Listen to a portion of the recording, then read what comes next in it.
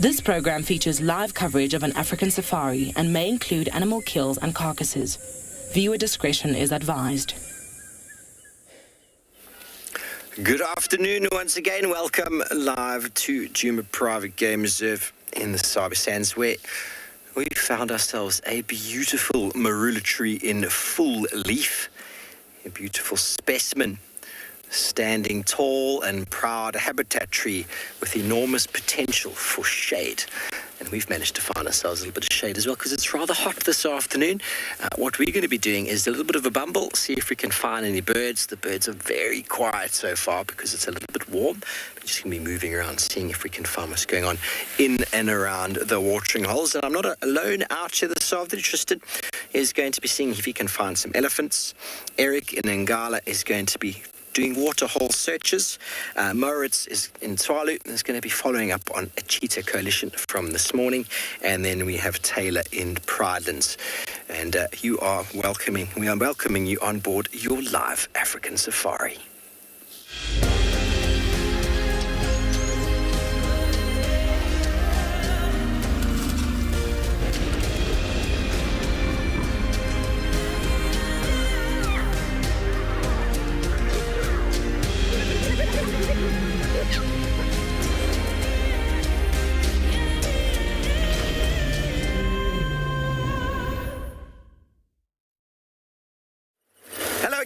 Welcome on board. My name is Steve, joined by Paul on camera, and as always, very excited to have you with us. We're on the move. We're just going to see what we can find. As I said, birds this afternoon is the name of the game. It is a very nice and warm afternoon, 30 degrees Celsius, 86 degrees Fahrenheit. I don't think there's any weather on the horizon. But it's a wonderful afternoon, and as always, we are live and interactive. We'd love to hear from you. Send your questions to #WildEarth. Throw them in on the YouTube chat stream, or if you're under 18, please talk to your parents or guardians and send through an email to kidsquestions@wildearth.tv. Now, if you haven't already done so, please go to the website and register, and you can post your questions directly there as well. Oh! Lots of activity around the Marula trees at the moment due to the Marula fruits, of course. Tristan is going to be bumping around looking for Marula trees due to the fact that he would like to find some elephants. We're just going to check the western side here a little bit, down to the south, see what's gone on. No one went in this area this morning, so there might be some activity of someone moving, someone moving around this morning, but I'd love to catch up on some birds. But so far, they're being very quiet. Their little afternoon siesta. But the Marula trees, which are in abundance at the moment, are tall and shady. A good place not only for elephants, but also a great place to look for any predatory animals such as leopards that might be just hanging out in a tree, looking for a vantage point or trying to keep nice and cool. They might even be up the tree with a kill of some sorts. And you never know what you might find on safari. This is live, remember, everybody. And things could have happened this morning that we didn't notice. We went in this area. We were mainly on the eastern side. Tristan was not out. He was on the dam cam, and we don't have the Djuma guides out and about, so Djuma is not as traversed at the moment. So you never know what might pop up.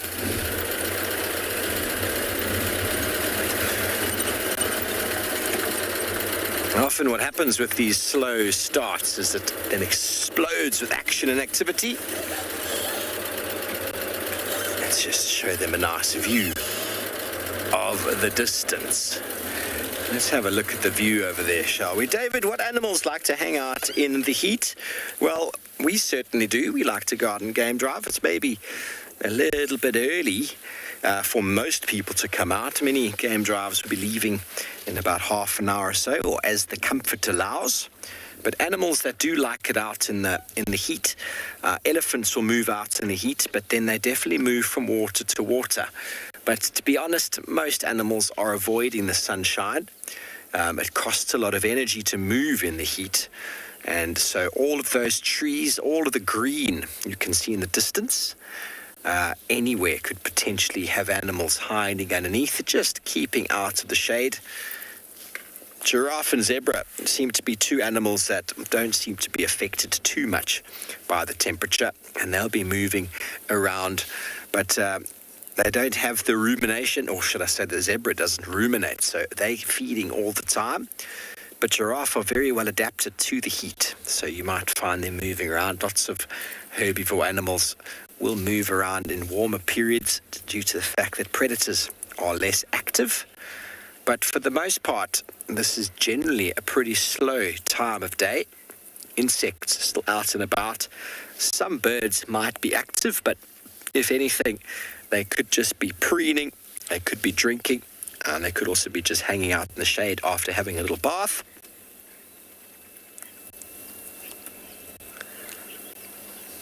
Okay, we're going to carry on down this road, check our southern boundary. I'm going to send you over to Tristan, who's down the road, to see if he's had any luck at finding his elephants.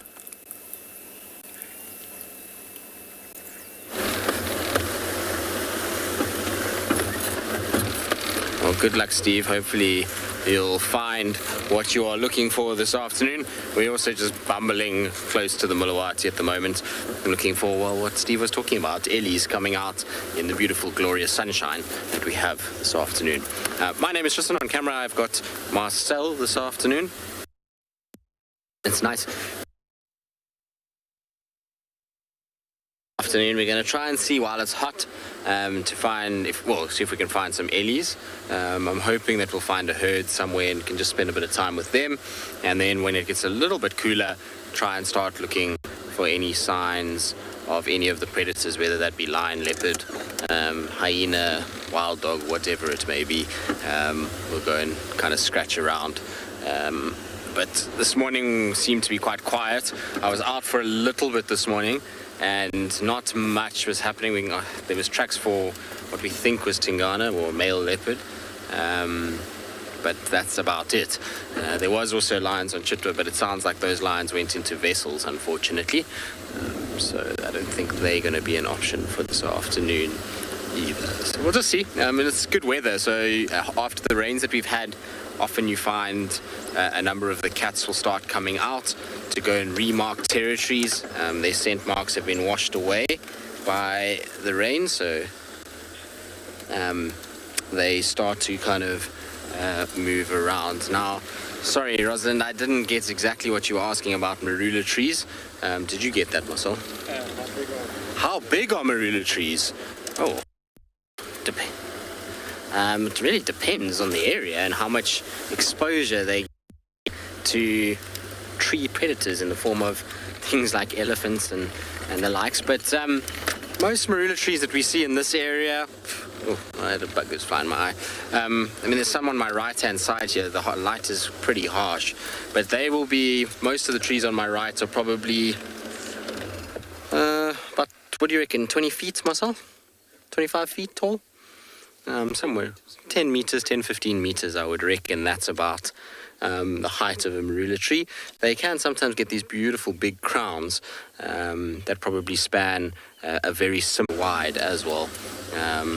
So they're not monster trees, but they are still fairly impressive, and they make for some seriously good trees for the leopards of this area. Our leopards love Marula trees in the summer. Tabo, no, never a rock for an elephant. Sometimes in the kind of dingy light you can maybe mistake a termite mound in the thickets if it's a dark one after the rains, but never a rock. Rocks aren't really big enough, particularly in the area that we are in right now, to be mistaken for elephants. I've mistaken rocks for hippos in water, for rhinos. I've seen even lion tree stumps, but never an elephant rock. So No, unfortunately I haven't.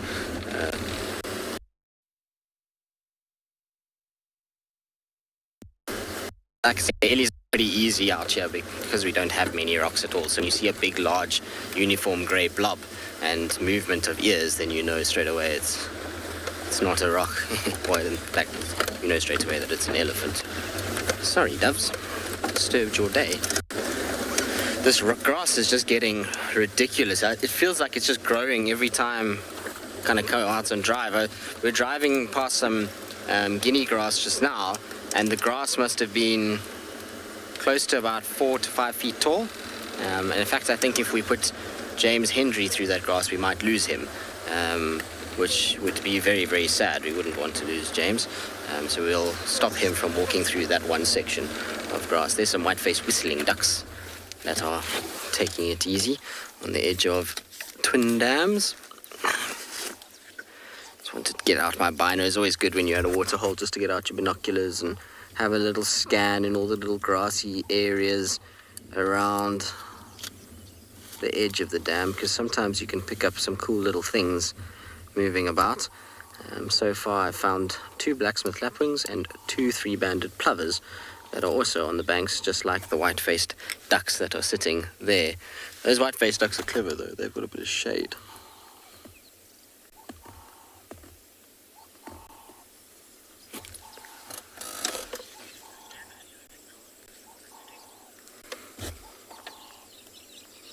I was hoping that we were going to be able to find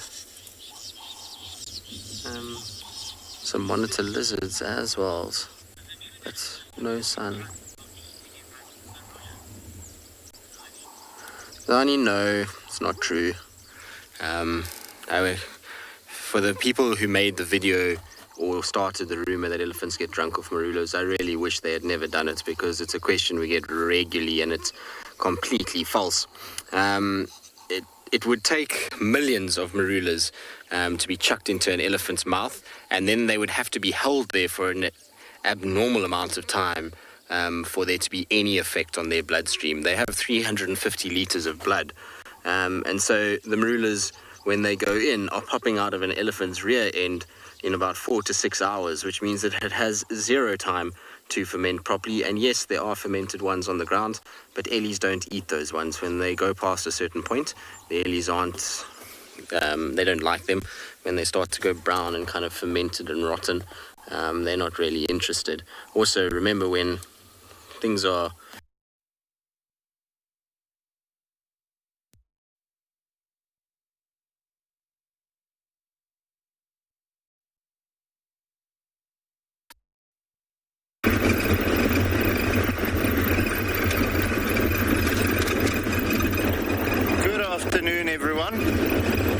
beautiful afternoon here in Tswalu Kalahari.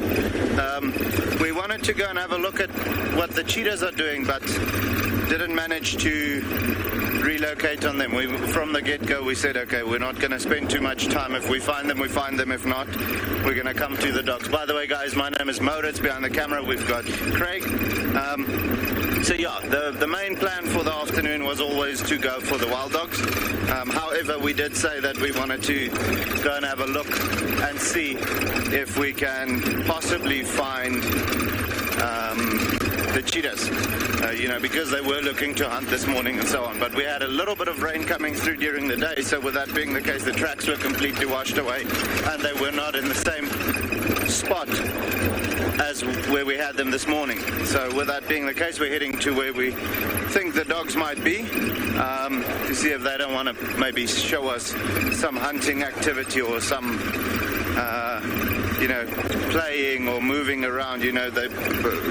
Luckily with the dogs, there's always something happening when they get going.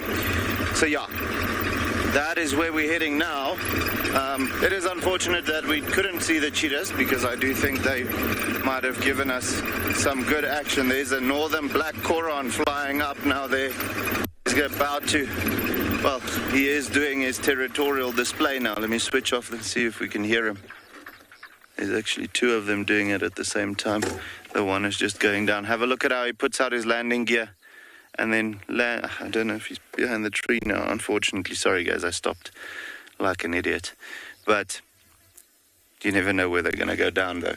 But yeah, so perfect. I always enjoy them seeing them go down, because they always put out the landing gear first, and then they glide very elegantly, almost like a helicopter going into land.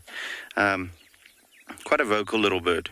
Typically when the vehicles get close, they start calling immediately. Even when you've sat with them for a while and they grow quiet, as soon as you start the car, they start vocalizing as well. I don't know if it's the sound of the engine that sounds similar to them, because they've got quite a strange sound. But yeah, I mean, let's continue moving on. Those dogs are, well, where we think they might be, still quite a distance away, and we want to get to them before they start moving, because as you know, the dogs can move a mile a minute, so don't want to necessarily spend too much time not having them. Rather be with them while they're still sleeping, and then get them while they wake up and start moving and so on. Then you know you can keep up, well, try and keep up with them.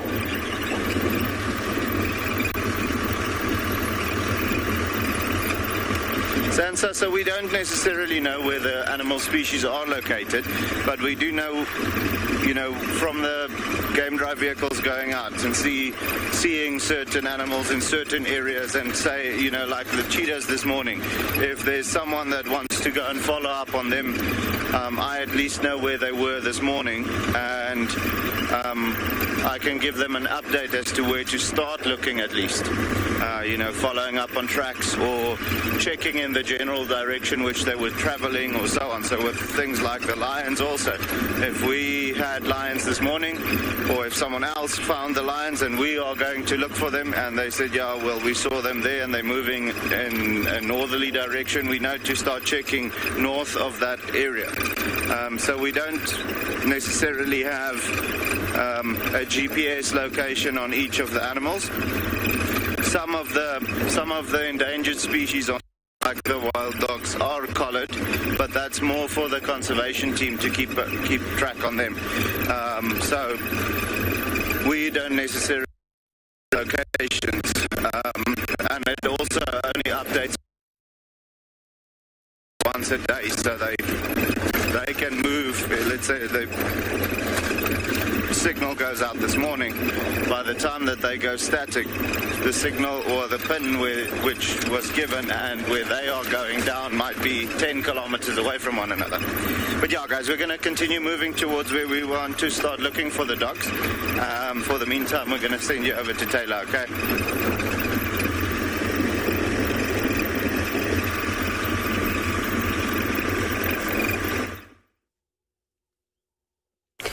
Well, it's been a long time since we've last seen elephants on camera, and it's really awesome to bring them to you this afternoon. And you can see some of them have already splashed themselves with a bit of water. But once again, we're here at Zebra Clearing. My name is Taylor McCurdy, and on camera with me today is Gert, and we're here at Pridelands Conservancy, which is part of Prrivate Game Reserve, as well as the Greater Kruger National Park. Now, we've managed to find ourselves just a small gathering of elephants, and you can even see, look at the tiny little baby that is amongst this herd. We've actually been really, really lucky. Sorry, I'm just ducking. We've been seeing lots of little babies. I don't know if they're the same ones. Hello, big girl. Hello, Gogo. Sorry, I now just have to sit up to watch this elephant. The big cow is coming up to the car. She's just feeding. And if you remember from the sunrise safari, we were looking at some zebra and impala that were here on Zebra Clearing. And I mentioned to you that there isn't much grass growing, but in fact, there's quite a few different weeds. So it's difficult for them as they have to filter through all the unfavorable food and look for the nice grassy stuff. And I think that we just happened to park on all the grass this afternoon. Hello, girl. Sorry, everyone. I apologize if my head comes into frame. You can see little ones using mama's shade. Hey, big girl. She's very quietly just walking past. Do you want to eat in the shade? We've actually stolen her idea this afternoon. We parked ourselves in the shade just so that we can enjoy the sighting for a bit longer, because I'm not going to toss myself full of muddy water to keep myself nice and cool, as the elephants typically do. Hello, girl. But you can see she's super relaxed with us. She doesn't mind. She's quite happy to eat. She's even bringing the little ones right around us, which is awesome. We are so spoiled in these areas to have such amazing, peaceful sightings with the elephants. And that's, of course, just years and years of constant good interactions on vehicle and on foot in these wilderness areas. She's lovely though. Mikanova, oh, this is a tough one, but I don't think that elephant bulls are able to recognize their own offspring. Because if there is a cow in estrus, for example, it might not just be one bull following her or, trailing her scent. It might be a couple of them. Now, one bull might mate with a female, and then who knows, another individual might mate with her too. So I think it's quite difficult to say. Also, elephants have home ranges, so they don't have territories. They don't mark and defend one area. They'll move huge distances to find new feeding grounds and fresher water sources. So, they could say, for example, this herd of elephants could be on pridelands, and then they could disappear completely for, 4 or 5 months or even a year. Maybe they move into Mozambique. Who knows? So, no, it's not staying in the same area and seeing the same females all the time. So I don't think that they would recognize their own offspring. They definitely would be able to recognize other individuals from past experiences. Elephants have a phenomenal sense of smell. They've also got a very well-developed brain. And I'm so sorry, I have to sit up. I can't actually put my head down with these elephants so close. Sorry, cat. This is just how it is. You're going to have close-ups of my face. The reason why I cannot duck around is because of the close. I need to make sure that I can see her body language at all time. So what often we'll do in a sighting is we might have to lay flat and look at monitors, and then our cameraman will film for us, and we try and dodge our heads from popping up in the view. But sometimes it doesn't always work, and we have to remember that these are indeed wild animals, and that's what's, I suppose, so fun about a live safari. Hey, there's nothing is rehearsed and staged. You can't just have the good bits. You get the good, bad, and the ugly. Well, maybe not the good, the bad, and the ugly when you're on safari, but it's quite an epic experience when things don't go to as you planned them to be. Marianne, yes, that little elephant is very sweet. You can see it's not quite interested in us. Hello, big girl. It's playing in the long grass with its siblings. Look at this cow's now, unfortunately, blocking the view that Gert is trying to get. Hey, big girl. You can see she's very relaxed with us. She doesn't mind. Now she's going to lead the little ones right in front of the car. And there's that tiny, tiny, tiny one. I'm trying to figure out who the mother is, because this little one doesn't seem to be hanging about with any adult female. These are all youngsters that are maybe only, oh goodness, about between 7 or 8 years old, I would say. Maybe even just a bit younger than that. And then there's a slightly older cow over there, but I don't think she's the mom. But there is another big cow at the back that's slowly making her way, and she's got swollen mammary glands, so I think she might be the mother. I don't think it really knows what it's doing with its trunk just yet either. It's quite young. I'd say only a few weeks old, maybe even only about 2 weeks old or so. It looks that young to me. It's very fluffy still. Hasn't got that pink tinge to it anymore. Gert and I did see a brand new baby elephant yesterday that I'm pretty sure was born yesterday morning. Oh, here come the troublemakers. This is always fun. Hello, boys. This is a funny elephant because this is a young male, this one here, and it's exactly like Susan because it's got a hole in its left ear, but doesn't have the tusks that curve around. Susan is my favorite elephant. Chris, you said you wish you had your own elephants. Oh, you say that. But a fully grown elephant will defecate every hour. So, I mean, good luck. Unless you have a gardening company of some sort and you could use all the compost. Not that you'd really want to use elephant compost because they eat lots of different types of plants. So you're going to get lots of seeds and different things in there, and that's not really good when you're trying to fertilize vegetables and keep out all the weeds. It's not like a pure fertilizer, if you will. So, yeah, good luck with that, hey? And they eat lots, 5% of their body weight every single day, and they live a really long time. So you're definitely going to have to put an elephant into your will, and I don't know if you're going to have anybody willing to take on the responsibility of that. So perhaps it's best we just leave them out in the wild. But this is a lovely, lovely group.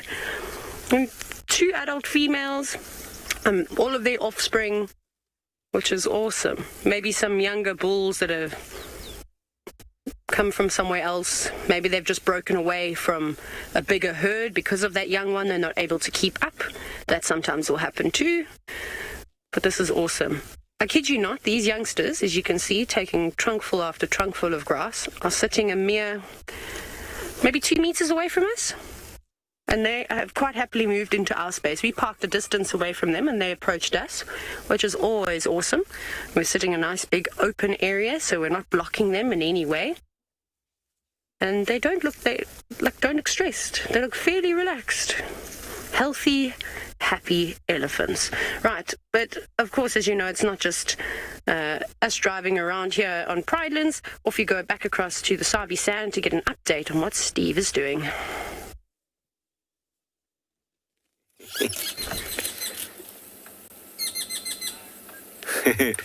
Welcome back, everybody.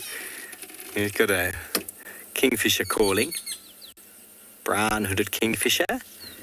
But we're just having a look at these little pans and little mud wallows around. The ecology of the area is quite something at the moment. All the pans and puddles all over the reserve are full. So finding animals is quite tricky due to the fact that there's water everywhere. But I think we're going to bless ourselves today. Bless ourselves. The mud has been accumulated. And it's time to get a little bit of good luck. Paul, do you want some? It smells a little bit ripe. Do you want some? And Paul is he's saying yes, he'd love some. So mud wallow. Why do you say mud wallow? It's got a little bit of a stagnant smell to it. I've given myself some war paint because we're now back in the vibe. Now look at the coloration of this versus the soil that is here. Let me try to get a little bit more of it. Our soil that is here is very sort of sandy. Can you see the color? Versus this, it's very muddy. Look at that, so beautiful and muddy. My hands are filthy now. So you cover yourself in mud, and it's a great way to keep the flies away from biting. And also because the mud will cover the skin, it's also a good way of eradicating ticks and parasites in the body because they suffocate. And if they suffocate, they then obviously have to let go, and then they're easily rubbed off. It's very difficult to get a tick off that's sort of holding on quite tight. So mud, very good for biting flies. There's lots of stories of people who've been lost in the wilderness and the biting flies in the sun starts getting very, very harsh. You don't have sun cream, you don't have clothes perhaps, maybe you're dehydrating. Cover yourself in mud. You'll be able to keep the biting insects and animals away. Well, not all the animals, but the biting stuff. And in the sun works as very nice sun cream. Now, the mud holds the water quite strongly, and the mud is all over the place. The mud is actually derived of clay, and the clay comes from the particles and it's washed down. So we find mud normally down on the lower lying areas of the landscape, not on the top. The top areas are normally the sandy areas. The water runs through the sandy areas and it picks up the particles, the salt, the nutrients and the clay, and that gets washed all the way to the bottom of the landscape. Clay is very good at holding water, so where the clay accumulates, you'll get these little muddy wallows and pans. And along these areas, we'll find rhino, elephant, buffalo, and warthog. And Paul, you want some mud. Darcian wants some mud on his face. He's being very violent behind the camera in his negative response to the mud. And Paul, do you want some mud on your face? He's going, I gonna. I'm going to go wash my hands quickly because I don't think I can carry on like this. I probably could, but it would just get everywhere. So let's rinse it off. It's a form of erosion, everybody. You wonder if you've heard of the term erosion before? Erosion is the movement of soil from one place to another. And I moved it. I took it back, but now I'm going to be putting some on my face take it with me. So we're in the process of headlong erosion.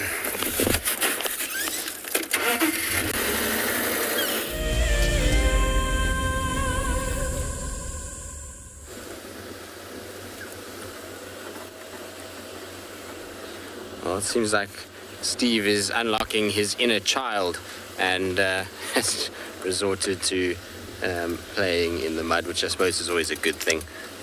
It's nice when you sometimes go and mess around in the mud out here.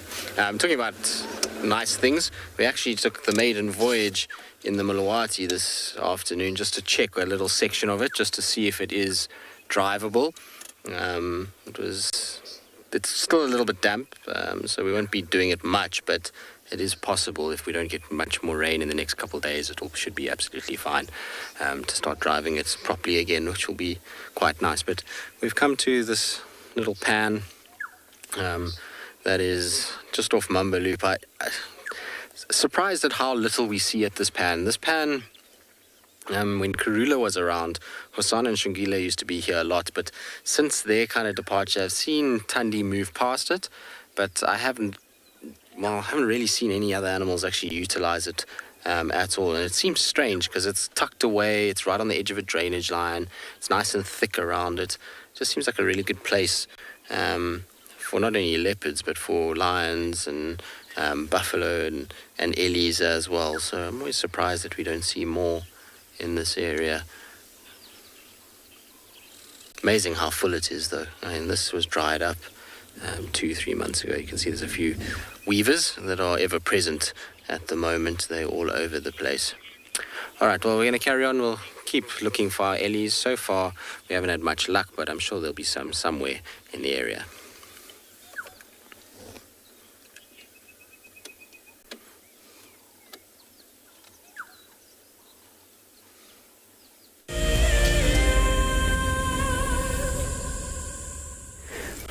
I wonder what he is going to be looking for. Oh, no, never mind. I know, leopards, as he normally does.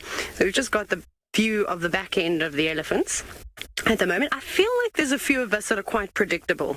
I spend my life searching for elephants. Tristan can make leopards reappear that have disappeared for ages. Steve has got the love of just all things nature, specifically medicinal properties of plants. Which is quite cool. So they're all just feeding in circles at the moment. When we arrived, that's where the elephants had started, and they did a figure of 8. But I suspect that they're going to head down towards the drainage line, as that's where the main cow is headed now. So we might lose sight of them. But it looks like the zebra and impala are also coming over, but they might take a couple of minutes. There is no rush out here in the bush. Not when the grass is plenty and there's lots of water around. I'm a bit sad that there doesn't seem to be much happening at Ndlovu Dam. I miss seeing swimming elephants, but I haven't seen them swimming for ages now.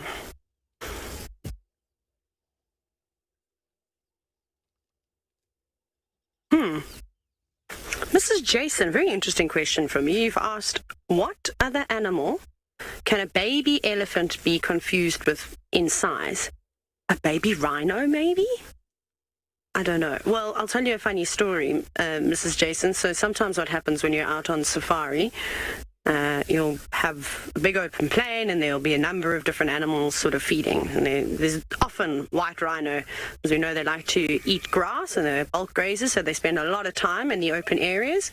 And if there are any warthogs around, people often shout, "Oh, baby rhino!"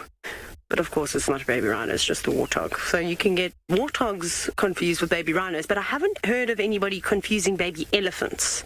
But I say this, if I go on safari with my mom, it'll only be a matter of time before Bossy Donna says something along the line. She might call a small rock baby elephant, who knows. But no, it's quite difficult. I suppose the thing that gives them away is that long trunk, hey, and those massive ears. There's a few things that sort of the same like that. Actually, there's nothing really out here that is like that. I'm just playing about at the moment. That little one is just enjoying trying to learn how to use its trunk. It's very sweet. I don't know if we've seen this herd before. I'm just looking at the adults. So I was telling you a bit earlier that we saw a new elephant. Now that herd is just to the south of us. So I'm hoping we can go to them. Now, Sussex, you've asked about the sort of animal behavior and what type of body language do I use or do I look out for in elephants. So the thing you need to obviously worry about is when animals come close to your vehicle, you are at risk of them, if all of a sudden their mood changes, that they're now exceptionally close to you, and how do you react in this sort of situation? So some animals will do something called, and elephant bulls are notoriously good at it, and do something called displacement behavior, where they almost pretend to feed. So they'll pick up things and they'll slowly creep closer to your car, but they look like they're relaxed, because if an animal's eating, surely it's relaxed, right? The last thing that they would carry on doing is, if they weren't very happy, is carry on eating. This one's now playing with a stick. It's like a wishbone stick. Try and break it. Anyways, so I would look out for that, because bulls like to do that. Otherwise, what cows do, and I'm more worried about an elephant cow in a sighting with a breeding herd. She's a lot more protective over the members in the herd, is watch what their ears are doing. Obviously, elephants flap their ears a lot on hot days, as they're doing at the moment, to keep themselves cool. So don't worry, that's not an agitation sign. But normally when they have their ears sort of stiffened and flared out to the side, they'll keep them stationary. They'll also raise their head slightly. And then some subtle signs that are not so obvious, like a big head shake, which is obviously saying, leave me alone, I'm annoyed, is the stiffening of the tail and moving it away from its body. You look out for that. The tail tells a lot. We know this with the cat species especially. And yeah, those are sort of some prominent ones. I mean, if you see an elephant cow shifting all her weight to her back legs and dropping her head, and then almost lifting her front feet up so that they're on the, if you will, the heel of the foot, you should probably consider moving out of her way. She's not very happy. So when they start doing that, when they start tusking the ground, they are very unhappy. Now, some of you might say that have been watching the show for quite some time, but hey, that's what Susan does all the time. Now, Susan, this is a young elephant, and she's very confused at the moment. She doesn't quite know what she wants in life, and she's got lots of hormones going through her at the moment. And so she exhibits this behavior, but it's more playful than anything. She's now settled down, of course, but Susan, well, if Susan was a big elephant cow, I'd be terrified. I definitely would have moved out of the way. But it was important for us to not teach her bad habits, like with the bulls, moving away too quickly, because then she might learn to chase the cars, because she was trying to intimidate us and assert her dominance over us. And that's what these little elephants will sometimes do, like this one. So you might find in a minute, when it builds up a bit of bravery, although it has been quite relaxed around the car, it could come charging towards us with its ears flared and making a sound that resembles a trumpet, and of course running at full speed. And we obviously will sit here and we'll giggle because it's cute and it's sweet. It's not so cute and sweet when the mother does it. I think that might be Mom. That one there, because that's not the biggest cow in this herd. This is the second female I was telling you about, and she's got very swollen mammary glands. She doesn't seem to mind that it's being cared for by the other elephants. It's like a little nursery group. She leaves them, and those younger elephants in the herd, just under the age of 10 or so, are very protective and spend a lot of time with the little ones. Just a quick splash of mud. So there we go. Did you see how she shook her head there? Now she's moving the little one away. That's because there's a young bull that's just come over, and he's going to be quite inquisitive. There you go, going over to say hello, and he doesn't appreciate where he's putting his trunk, but this is how elephants greet one another. You can see he's sticking his trunk straight into his mouth now. She'll stand there for a little bit, but those bulls become a bit boisterous, especially at his age, well over 10 years old. Probably not. Actually, he might be over 15. I'm just trying to look. He's much bigger than her. He's not exceptionally large, but probably a bit of a nuisance and not really tolerated by the females in the herd, because he's coming to that stage of his life where also the hormones start to kick in, and he has the urge to mate with everyone. But they're not going to stand for that, because he's not the biggest, strongest male elephant. You're going to earn that right, and that takes years and years. I do apologize. I'm going to be probably having a few audio issues. We don't seem to be winning today.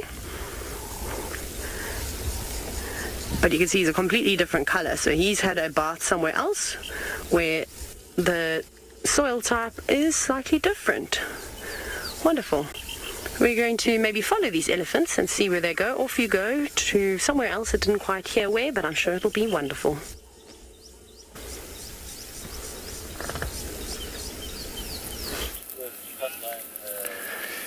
Follow the elephants. Where shall they lead? Well, we found a terrapin just sort of wallowing around in another watering hole.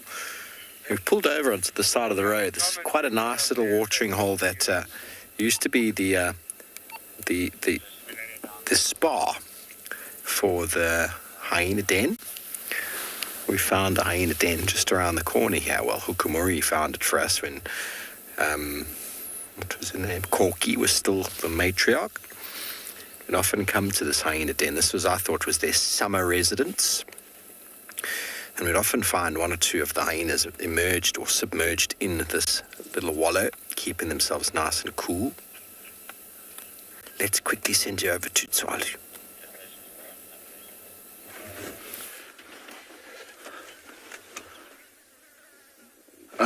Should I go a little closer? Alrighty, guys, so I'm going to just get a little, well, try and get a little closer. We've just found the dogs and it looks like they might not be hunting this afternoon because their bellies are so full. It looks like they might have fed this morning, which is great news. You know, it's always good to know that the dogs have fed and are looking good. Here you can see the one trotting off to the side over there. Let's just see if we can see the other three. But yeah, just came across them now.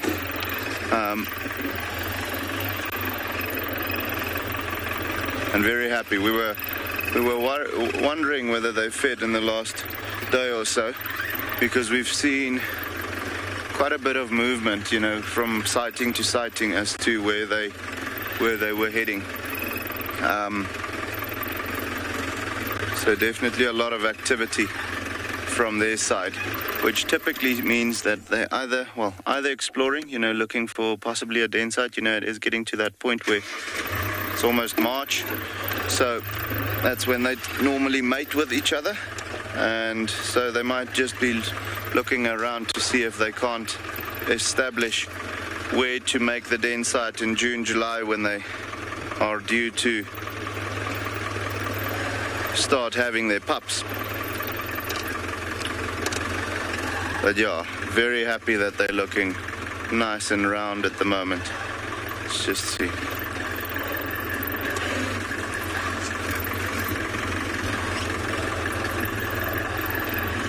Go like this. Maybe we'll get a good view on them there. There we go. There we go.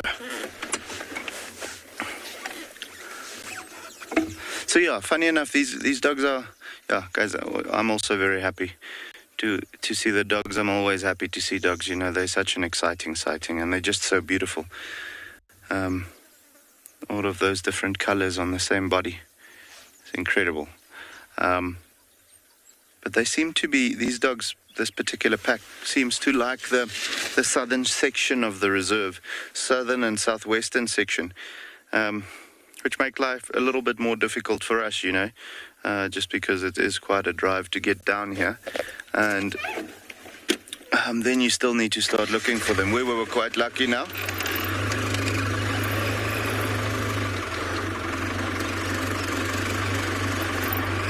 Alton, you broke up there a little bit. Just to repeat that question. Oh, here's the carcass which they were feeding on. They killed a warthog. Here you can see it. I'm going to try again. Alton, I think, Daniel, I think if you, yeah.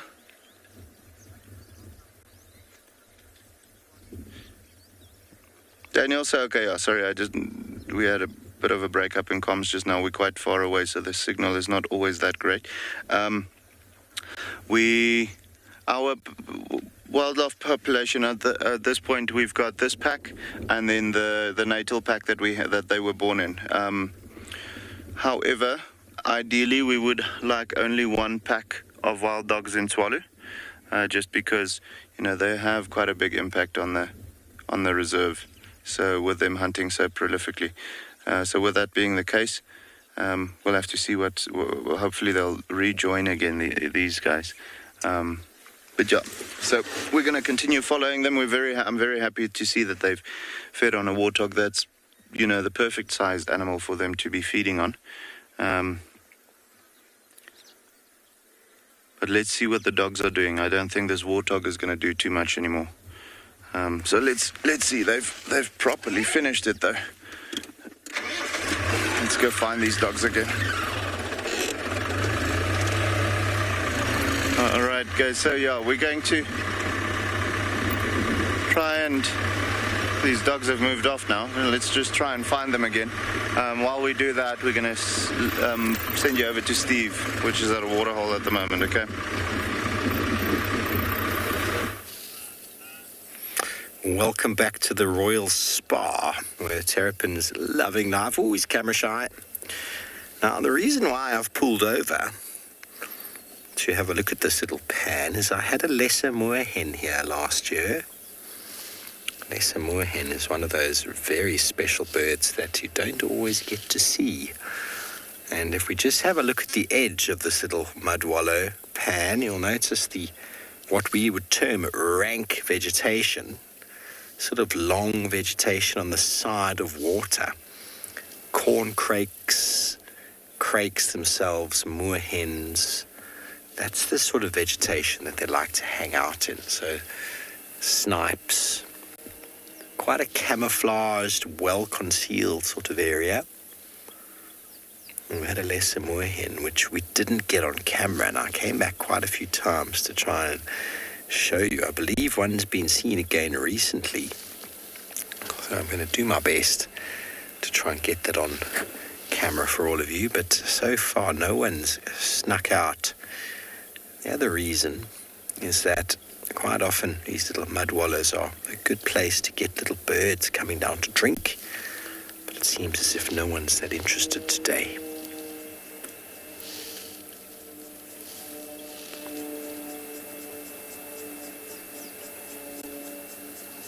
Do you fancy a swim, Paul? We were just discussing before how FW, one of the presenters here a few years ago, went into one of these mud wallows and completely covered himself in mud. I remember talking about it, and one of the viewers actually sending me the link of him doing so. What an absolute show that was. Suzanne, you want to know what my favorite water bird is? That's a good question. African. It's the Pell's fishing owl, of course. I've seen a few times in my life. You can call them a water bird because they are predators that occur close to and in and around water. We don't see them very often. We don't see them here. So I'm going to say that off the top of my head. I'm sure there's another one that's going to come back. The green-backed heron are quite special because I've watched them fishing before, where on a current of water they're going to put down a leaf or an insect and then let it move down, then catch it again, put it down, catch it, put it down, catch it, and then a fish comes and they catch the fish, which I think is very, very smart for a bird to be doing. Very cool. Okay, well, it looks like our mud wallow is very quiet, so we're going to move on shortly, and sounds like Tristan has found what he's searching for.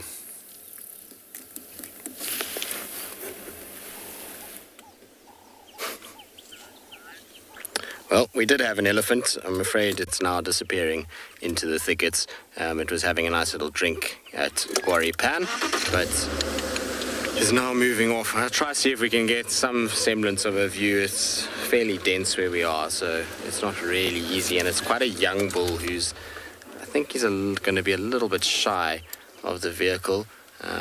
He's quite young to be on his own. I think it's just him. I haven't seen any others that are around, so at least we found our Ellies. Levi, so you'll find that these guys are able to, well, ladies, should I say, not guys, are able to have their first little calves at as early as 12 years old. So it's pretty early on in life. The males typically are not able to breed because of the fact that there's bigger males until they're in their 20s. They don't get that opportunity. But you can see how well they blend in when they get behind stuff. That grey coloration does pretty well when there's a lot of leaves and branches of trees and kind of tree stumps. But unfortunately, there's not a very good view anymore, is there? I think I can hear another one to the left here. Let me just go forward a little bit and see.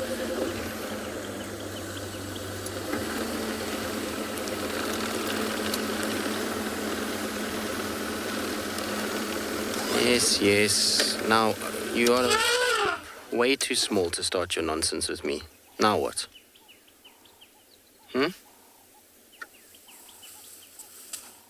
After all your shouting, now you're going to hide behind the bush. Typical of a younger bull like this. And like I say, if he is on his own, they often are quite sort of confrontational, maybe is the right word for it, where they try and dictate to you that they are the bigger, stronger animal.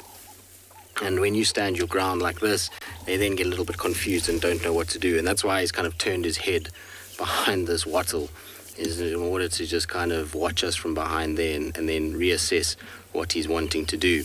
You'll find when they do that, they also start to feed. It's displacement behavior, as they start to try and figure out whether or not we're a threat. And once they've decided we are not, there you can see moving off away from us. And I'm pretty sure if I had to start the car, he'll turn and come back again, just to prove that he's a big elephant. Coming from Brown Ivory clearing to join East-West Cutline. Why do you keep wanting to hide, boy? Anyway, like I said, let's leave him there, Marcel. He's clearly not in the mood for us today, so we'll leave him be. Let's see if there's not this other one here somewhere. Alright, so we've got no sign of this other elephant. Maybe I was just making it up in my head, being ever hopeful. In the meantime, let's send you across to the rarest or most endangered of the carnivores that we get here in Southern Africa. Okay, guys, so yeah, they're a little indecisive at the moment. I do think that they want to head towards the waterhole. Those bellies are very full, so they are going to be nice and thirsty. Not that the dogs really need too much water after a nice kill like that. They would have consumed quite a lot of blood with it being such a fresh kill. So a lot of moisture being obtained, but as you can imagine, also they lose a lot of moisture when they do all of these hunts, especially being so energetic. As you can see, look at how they're moving already.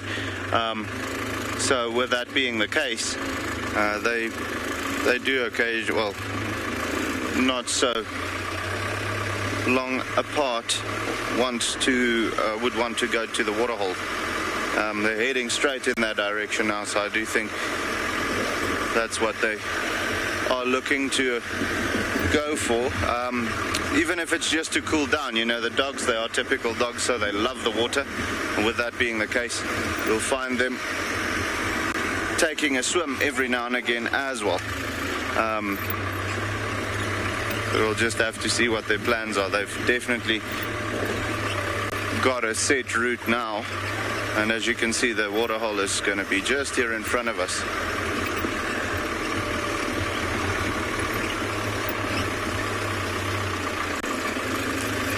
You're absolutely right. The wild dogs here are amazing. We're very, very lucky to have dogs in this area because of the terrain. The sightings are always incredible. Here they go there in front. So yeah, we haven't put them on screen we didn't put them on screen for quite some time, just because they were hanging around far in the southwest, and we didn't have.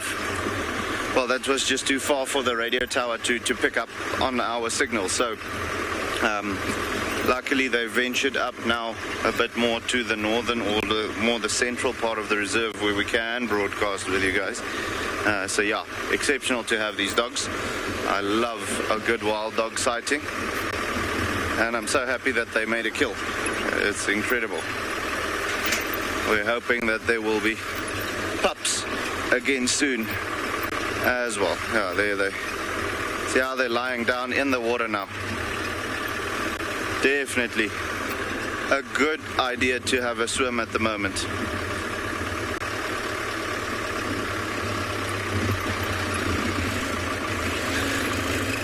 So yeah, guys, with the dogs, it's always nice to see them around the water as well. I'm going to stop now. Let's just get into the shade here. There we go. Always nice to see them at the water, because there's always some excitement happening. You know, they, like I said, they enjoy the water very much. So look at how beautiful that is, with the butterflies flying around them as well. And as you can imagine, there's quite a lot of body heat being created now with them having such full bellies as well. So it's absolutely necessary for them to cool down a little bit. There we go.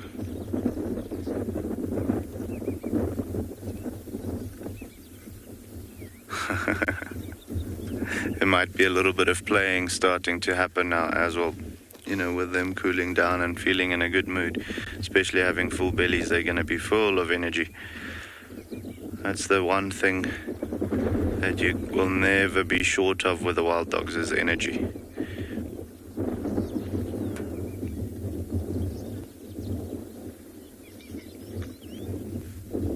They look quite funny when they're wet like that and the tail is not bushy anymore. Have a look at that one on the left hand side. Now you can just see the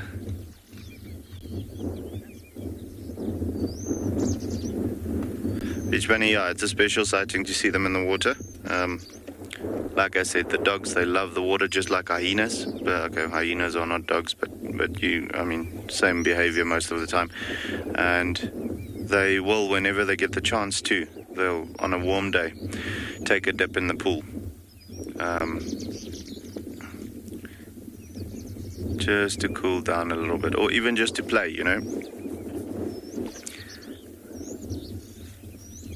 I'll have to.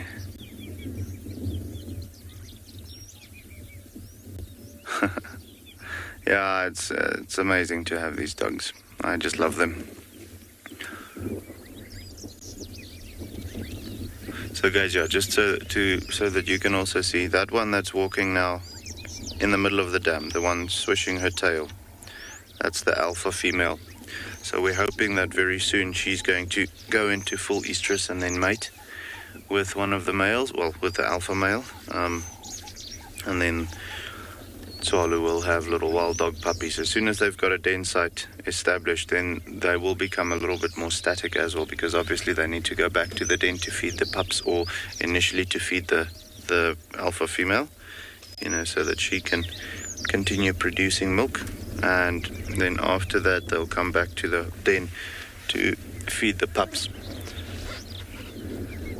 They come back and they regurgitate meat for the individuals, and you'll even find them do that with individuals within the pack, even adult individuals that have a little injury or so on.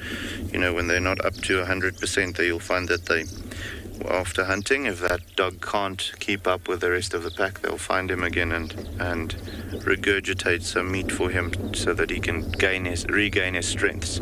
You know, as you can imagine, with the dogs not being the biggest animals as far as predators is concerned, they often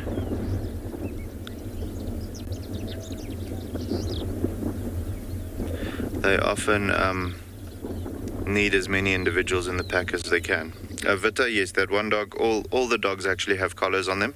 So the one has a satellite collar, which the wildlife or the conservation team uses to track their movements, see how they're doing and so on, with the dogs being so highly endangered in South Africa.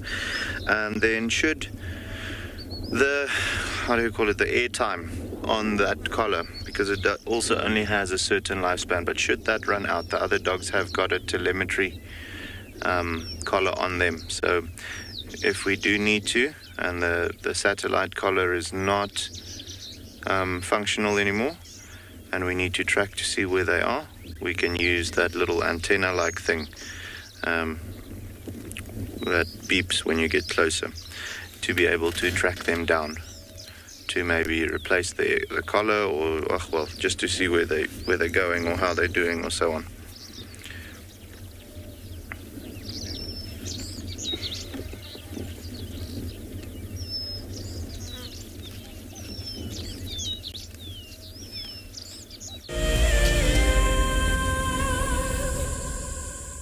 Do you dream of traveling to a far-flung wilderness location where life continues as normal? A place where you can escape to nature and breathe. If you become a WildEarth explorer, then this could soon become a reality.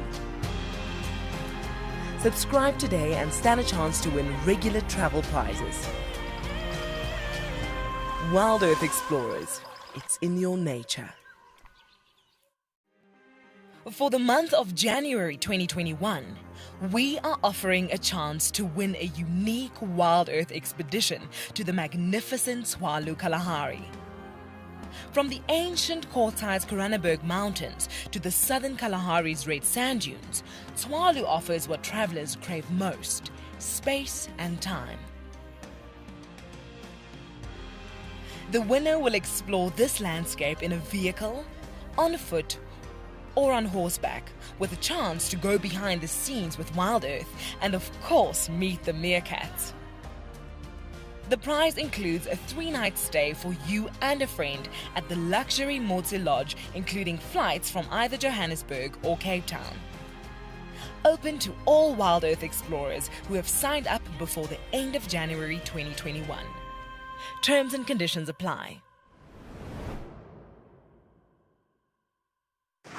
Hi, I'm Kyle, and I come to you live every day here from Tswalu Kalahari in South Africa. My favorite animal in the Kalahari has to be the aardvark. Its unique appearance, its ethology, and as well as ecology within this vast ecosystem is amazing, and something that I have been really lucky to experience on foot here at Tswalu.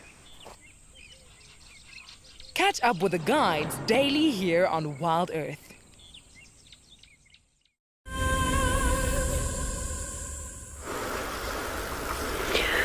Well, we have got swimming elephants, but unfortunately all the breeding herds have now moved on, and all the little ones that were swimming and playing with one another have gone with them, but we're just left with a few bulls. But we won't stay here for too long. We'll go around because I'd like to catch up with all the breeding herds. It looks like there's 2 herds that have now joined with the ones that we had earlier. But these young fellas are having a nice pool party. I should have actually said it much earlier, maybe a few days ago, that I'm missing seeing the elephants swimming at Ndlovu Dam, because I said that once this afternoon, and then ta-da, here they are. So that's quite nice, although it is an exceptionally warm day. It has been chillier the last few afternoons, not as hot as all the temperatures should get in January, but you all know that there is a tropical hurricane cyclone thingy-mabob that I think has made land in Madagascar, so we will probably see some weather changes in the next couple of days. But they're just enjoying themselves. Enjoy it while it lasts, because big rain is predicted, and we will most certainly get it.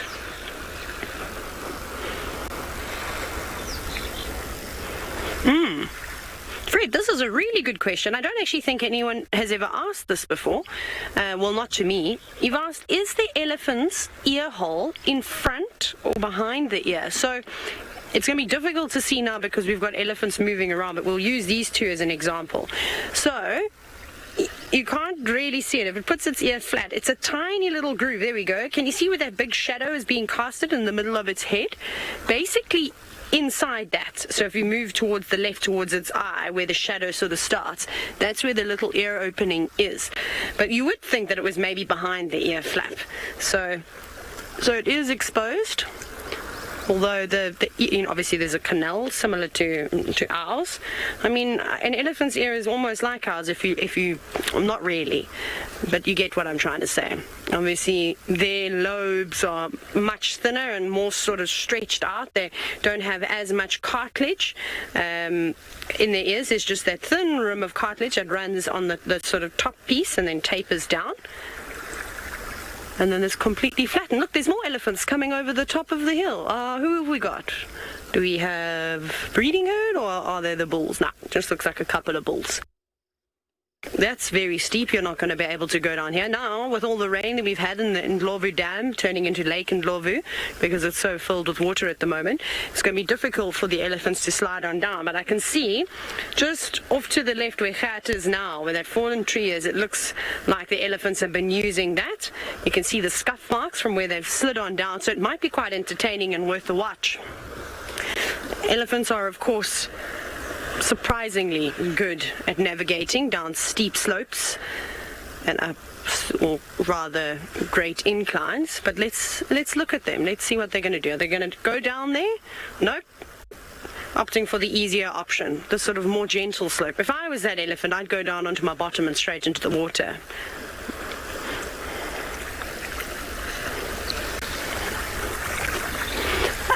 So Craig, I think this can vary slightly, but if we look at that herd that we just were watching a little while ago, maybe you did catch it close towards the beginning of the show, with regards to the sexes and how the percentages are in those herds.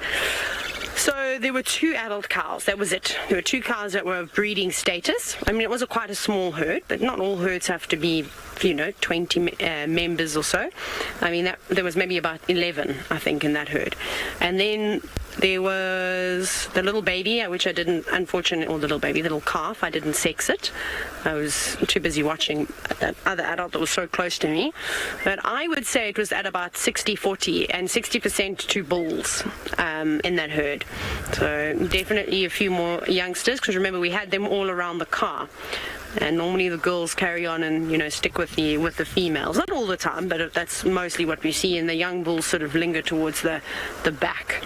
They don't need to worry about being watched over. They think that they're strong, independent young elephant bulls. And they don't need no mom around to tell them what to do. No, I'm joking. I have no idea. But I think that there tends to be a lot of bulls in those herds. But remember, with elephants, the structure is a matriarchal structure, so it is female dominant. So any bulls that reach about 14, 15, 16 years or so normally get pushed on out. Kendra, so I've seen some really young elephants swimming.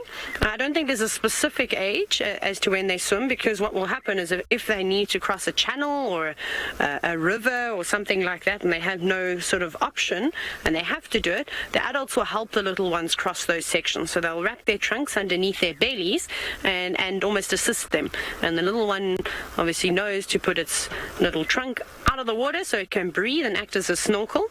And I've seen it happen in Zambia as they cross the Great Zambezi River, and they cross huge sections, even wider than the width of Ndlovu Dam.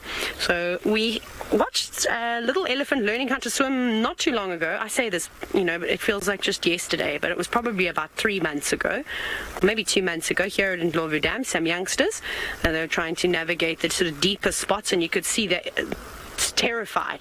You've never seen elephants swimming so quick in your life, but when you're little and you don't know where the next spot is that you can put your footing, or you can at least stand up, you tread water rather quickly. So that was really entertaining to see. And we were watching them just a moment ago, just before you came to us. That tiny little elephant that was out on zebra clearings was here in the water, and it did trumpet a bit because it got a fright. It fell into a deep hole and it completely submerged itself, and then it panicked and it quickly found the edge of the water and then didn't want to swim anymore. So I think it got a bit of a fright. But it won't be too long before it realizes the benefits of being in the water, as these bulls have. You can have a lot of fun, give your body a break. Remember, elephants are, they're huge creatures. It must be so nice for them to be able to be in the water and swim and float around and feel like they weigh but a feather. And I'm sure you can hear those cool splashing sounds as well. I'm actually just going to sit quietly for a moment just so you can enjoy it.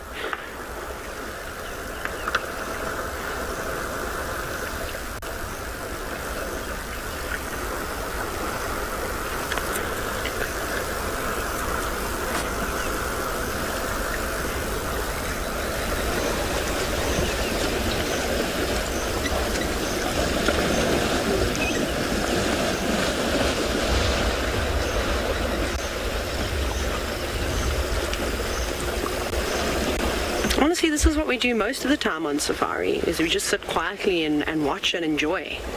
It's one of the most amazing things. Unfortunately, you aren't able to use all your senses. You can use your sight and your hearing, but you don't get the different smells out here, which plays a huge role in a safari experience. And then, I mean, we're lucky that we've got these amazing mics on these cars, these ambient mics that can pick up the sound so well. So if you've got surround sound at home, it must be epic to listen to the elephants splashing around and hearing those tusks clashing.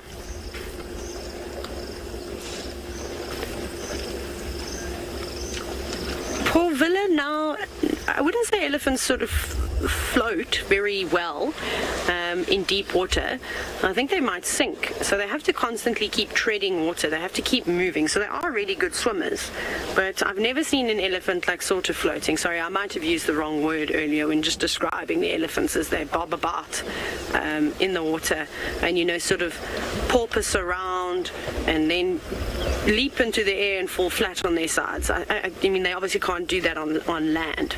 There's no body slamming on land, only in the water. It's easier for them to move around, so they don't float like, you know, how we get into a swimming pool and everybody does it, where you push yourself off the ground and you arch your back slightly and you open up your arms and you float around in the swimming pool. They don't do that. There's a young bull that's come in to say hello to the older fellas. Oh, shame. Although he's actually got the upper hand, the fella on the left. Push him. He might fall into a hole. And you look like a champion in front of the others. You can see he's being bullied now. He'll try and go and drink just out of the way. Of course, the young bull on the right just had to show who is the boss around here, even though he's getting out of the water. I mean, it's so unnecessary, but such is the hierarchy. And then there's also a warthog that you'll see just on the right-hand side by the big apple leaf tree. I think it wants to come down to have a drink. It's the nicest thing when you get so many different animal species all interacting. There's also impala filtering around. But I don't think we're going to go anywhere. I think there's more and more elephants coming down to Ndlovu Dam, so we'll make the most of this. Off we go across back to Tswalu to enjoy the wild dogs.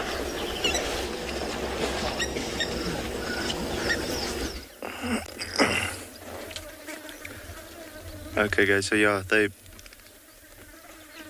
seem to have cooled down sufficiently enough now, so you can see they've gone and chosen a shady spot, which I think is a very smart thing to do, especially with those round bellies. There's absolutely no need for them to be moving around at the moment. You can just see the clear division in the ranking order at the moment. The alpha pair lying together, and then the beta pair here on the right hand side lying together as well. There definitely seems to be quite a dominant reaction from the alpha male towards the beta male. It might be that they've just established a ranking order between one another, and he's still just enforcing that, making sure that the beta male gets the picture, you know. So whenever the beta male comes close to the alpha female, that alpha male comes and he shows his power or his strength, not necessarily biting the beta female or doing anything like that, but definitely coming closer and, you know, just trying to intimidate him. Obviously the alpha male knows that they need that male very much. Cody, so typically the dogs have 3 different colors: white, black, and then that yellowish color. But then the yellow can be shades of yellow. You sometimes find it being almost an orangey yellow, and then other times of a bit more of a tawny yellow. So specific colors, definitely 3, but you will find different shades of yellow on the dogs. But yeah, those 3. And normally it's better for them to not have as much white. As you can imagine, there's a lot of negatives when it comes to having white on your body in the bush, especially when you're trying to hide from your prey species.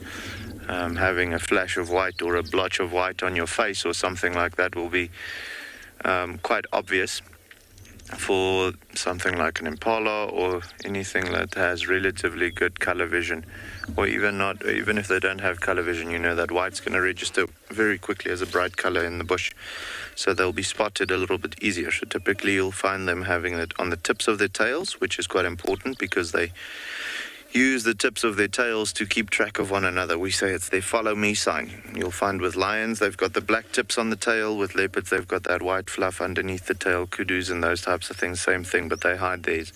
The dogs don't really hide their tails. The tails are down, though, when they are busy stalking or so on, but as soon as they start the chase, the tails typically flick up, and that's how they keep track of one another, because they use endurance to run down their prey. The chase can sometimes continue quite a long time. So with that being the case, they need to know where each other is, just to not lose one another, well, for too long. They do contact call and all of those things, but as you can imagine, when you're hunting, while you're running at, let's say, 60 kilometers an hour, there's not really time to contact call the whole time.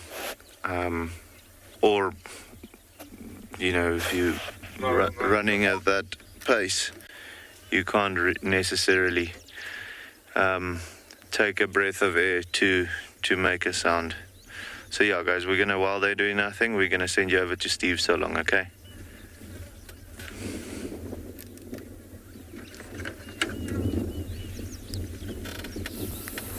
Thanks, Mo. Well, we're being very quiet and really hoping the moorhen will pop out.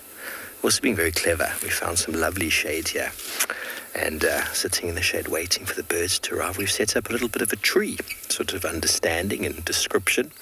So for those of you who've maybe struggled in the past with the trees and how to identify them, I'll give you a little bit of an understanding. Right now in front of me, I've laid down quite a few different types of leaves. These are all different species over here. Excuse the stick that's in the way, but the wind has been playing a little bit of a hard game with us. Now, I've gone from sort of large all the way across to small. Now, very easy to understand. I'll explain a little bit more with this branch that I have here, just that we're on the same page. So this is the leaf, and the reason I can tell that this is the leaf is because you see that point over there where something's growing out. There's a flower growing out, there could be another leaf, there could be a thorn, there could be something, auxiliary bud growing out. That means that entire thing there is the leaf. So what that means is that this entire leaf here, simply put, is a simple leaf. Very easy, isn't it? Now, have a look at a leaf whenever you do. We're going to do compound leaves at another stage, you get an idea. But you can clearly see something's growing out there, which means that this, ladies and gentlemen, is the leaf. Okay, so now we're going to go through these little leaves over here to show you that there's also quite a bit of difference between them. But before we do, have a look at the book over here. These two sections shows you the different types and shapes of leaves. And simply put, by looking at the different shapes in this book, you can quite easily, just because of the shape of that one, you could go straight to a page in the book, you could find what leaf it is. Okay, sometimes it's not as easy as you'd like it to be, but it gives you examples of what those leaves might be. So even just with a simple leaf, you can find it, but it's not always the case. Not always the case. Sometimes you need a little bit more investigation. We'll explain that all a little bit just now. Okay, so we put the book away. And having a look, don't forget, when you look at a leaf, you've got to look at the shape. What does the shape look like to you? It's quite round, isn't it? The end is quite blunt. And what's important to note as well is texture. Texture, It's quite smooth, and the edge is smooth as well. It's not serrated in any way. And is the top and bottom the same color? Slightly different, isn't it? That's quite dark green, that's quite light green, and it doesn't feel like there's any hairs or fur on there. Okay, the tip doesn't do too much. We look at the next leaf. It's a little bit furry, very smooth on the edge, but there's a tip, slight little edge of fur to it. And if we turn it over, it's a very different color altogether. Dorsey, ventral. So there's a different color from the top to the bottom. And look how long and shape it is. We call this lanceolate, just like a lance if you were a knight fighting. Then another leaf over here. Once again, very different. This one is quite furry, actually, a little bit sandpapery. Look at these interesting little nodes on the end here. So what we call this on the edge is the leaf margin. And so leaf margin's got some serration to it. It's not crazy serration, but there's something to it. A little bit furry. And if we turn it over, once again, look at the difference in the coloration between the top and the bottom. These are very important characteristics to take note of. Once again, another one. Have a look at this. It's very fluffy, very furry, the whole thing. Look how serrated the edge is. Very serrated. Very, very serrated all the way around. It's almost toothed. And it's furry all the way, even down on to what we call the petiole. Petiole is where it attaches to the stalk. Now we get another one, and this one has been eaten by insects, so that's okay. Remember, sometimes leaf chains shape because the insects have eaten them or giraffe have eaten them. Can you see how shiny it is? Very, very shiny. The edge is quite smooth, and not the best example. I'll grab another one from behind over here. Let's get rid of that one. And have a look at how the tip of this leaf actually twists at the end there. It's a very characteristic twist on the end there. Can you see that in the top and the bottom? Pretty much the same color. Pretty much the same color. Good to know. Then we've got another one over here that doesn't feel furry. The edge is actually very sharply toothed, but very finely toothed. But what's very interesting about this leaf, being quite long, is have a look at the bottom. Can you see the bottom where it joins the petiole, how one side is more lobed than the other? You see how one side is higher than the other? This is a very important characteristic for this family of tree. We're not going to get too much into the detail of the identification of them now, but what's also very common in this family tree is the difference in the top and the bottom of the leaf. Have a look how it's silver, and then it's not. So have a look at how it's got this very characteristic shape at the bottom. Enzo, which one's got a strong medicinal property? Well, most of these have got a fair amount of medicinal property, but they're all quite unique, in fact. The whole purpose of this discussion is just to sort of show you the many different intricacies with regard to the leaf shape in simple form. So I can detail medicinal value at some point, but let's just get through some shape first. Have a look at this one. Now, you can see how long and sharp it is, and also look at the edge. See how wavy it is. Now that is a very important characteristic, very wavy, and top and bottom slightly darker on top than the bottom. No hairs. I can't see any hairs on the bottom. This very important characteristic of that. Now we've got another one. This one feels like sandpaper. Actually feels like sandpaper to touch. Once again, the bottom, one side is more lobed than the other, and the coloration in the top and bottom is not really there. There's not too much, but very sharply toothed on the end. And these two are actually the same family, although they are different species. Same family, different species, but one is very sandpapery. Remember that texture. This one, not at all. And we've got another one over here, which is beautifully heart-shaped. And you see how heart-shaped it is? It's very soft, very, very soft. This is actually an edible plant. We can use it for all sorts of things. It's a very nice toilet paper, very soft. But look at the coloration difference between the top and the bottom. Can you see that? Very easily noticed. And the leaf actually sits on a stalk that elevates it and it droops down. It's not drooping down now, but it droops down like that, like a big ear. And we've got another one over here, which is very sharply toothed. Once again, very sharply toothed. And it's also got a very sharp tip to it, and the top and bottom slightly different color. We've got another one over here, which is tough. This is actually hard. It's very, very tough and hard. But what's very characteristic about this one is that can you see it? From the base, there are 3 veins that move down the plant. 3, probably see a little bit easier from the bottom. 3 veins, 1, 2, and the middle one. Okay, so very important in the identification of this family. And then the smallest of them all, there's not too much to go by. He's a very small little leaf, but simple leaf nonetheless. So now what's characteristic of all of these is that they are simple, of course, but all of them have got what we call net veins. Can you see there's one down the middle and there's a couple of cross veins across there. Grasses are very different in the fact that grasses are long and the lines are running up and down a grass stalk. They don't have net vein. So you shouldn't confuse grasses and trees. A couple of these are forbs, but we call all of these dicotyledons in the fact that when they come out of the seed pod, they come out with 2 little cotyledon leaves. Very easy to identify a grass versus a tree, but you can see the multitude of differences in this I found just here within a 20-meter radius around us. And these are just simple leaves, and there are plenty more simple leaves out and about. And if we go to our book over here and we have a look at that leaf there, that one over there, and we found this one over here, that looks what, Beach Bunny, you like the botanical segments? Well, I'm super excited to be able to show them to you. Very characteristic. Can you see how that looks just like that?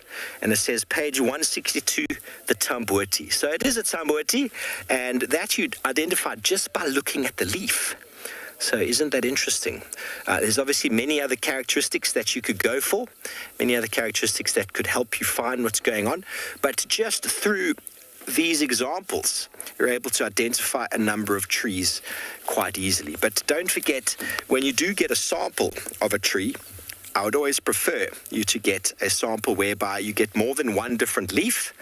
You get the flower, you get the fruit, so that you can see the structure, how the tree is arranged, how the leaves are arranged. Some flowers would be very, very nice, some seed pods if you can get them.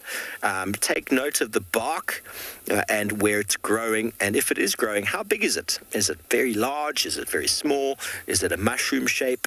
Is it very sharp? Whatever comes to mind, because those descriptions can be very helpful when identifying where a tree comes from and what tree it is. Okay, so I hope that has been helpful. We're going to tidy up our mess here and carry on, go find you some animals.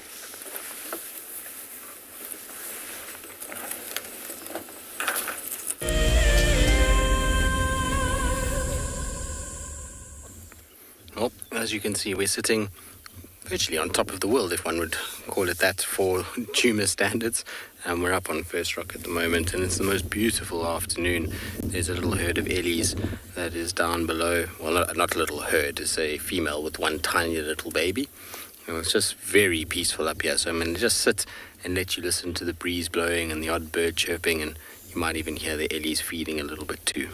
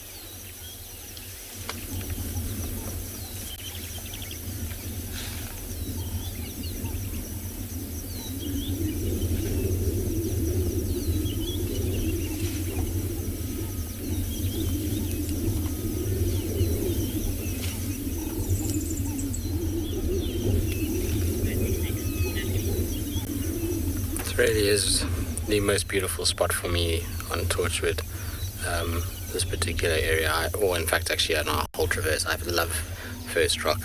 There's always lots of things around it. So we're going to sit here and enjoy our ellies a little bit more.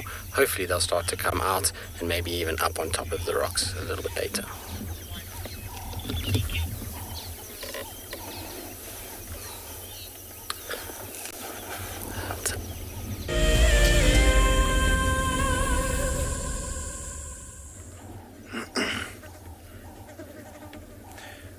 So yeah, guys, with the dogs, I think the most activity that we are going to see at the moment is them chasing away the flies. Having those round bellies are going to definitely make them be a bit more lazy, especially in this heat. As soon as it starts cooling down, every now and again we do see an individual getting up and maybe just moving a position or going to the toilet or using the water quickly or so. But I don't see them starting to run circles around the waterhole anytime soon. So it is going to be, we always knew that it was going to be a patience game. Now with them having fed this morning, it's going to be even more so. But just to see them is special.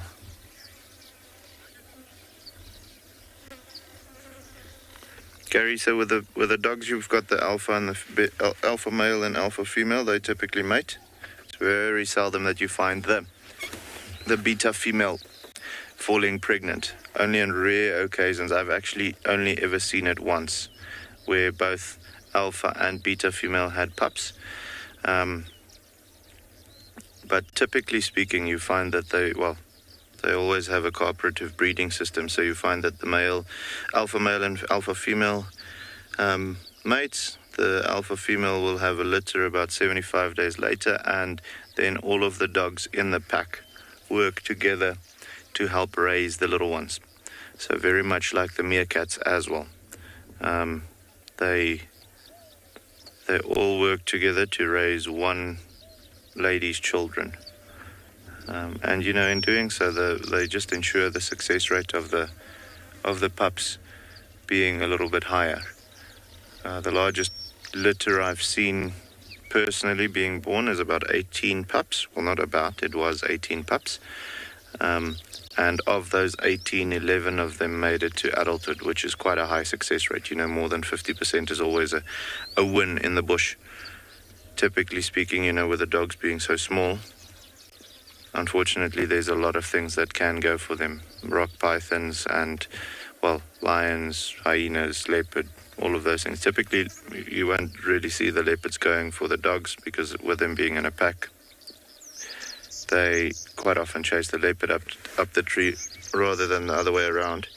But if he does come across the den site and the pups are playing outside and, there's maybe only one adult around, they'll very easily kill one or two of the pups. You'll even find things like martial eagles go for them.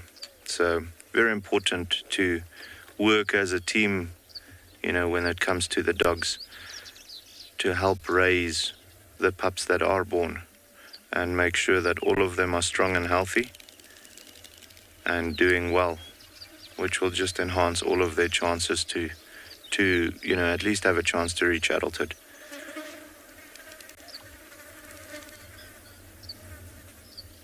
But yeah, hopefully, like I said earlier, March is typically the month for them to go into estrus and, fall pregnant and do all of those things. So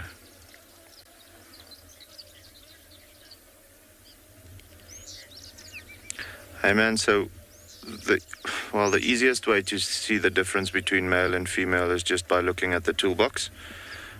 So the males have a very prominent set of rocks at the back, if you can call it that.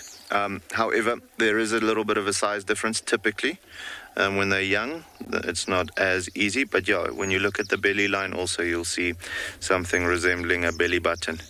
With the males, it isn't the belly button. You can make your own assumptions as far as what it is, but the females won't have that.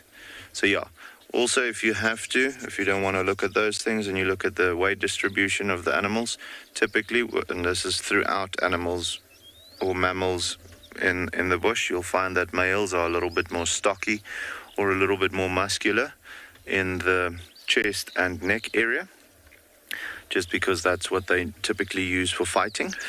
And then the females, their important part is at the backside where they have to carry the babies, so you find that being a little bit more pronounced. So if you look at something, let's say like a zebra, which is also typically difficult to see the difference between male and female, you'll find that the females are a lot more ladylike in the front of the front half of their body, and then the rib cage and the stomach area or the womb area is very pronounced. Whereas with the males, they've got a thick neck and a big chest, because they have to have that for fighting or for fending off predators. So yeah, with the dogs you can use that as well, but the easiest is just to look at the obvious parts. Either the belly button or the toolbox at the back. The females won't have them. Size difference also to a certain extent.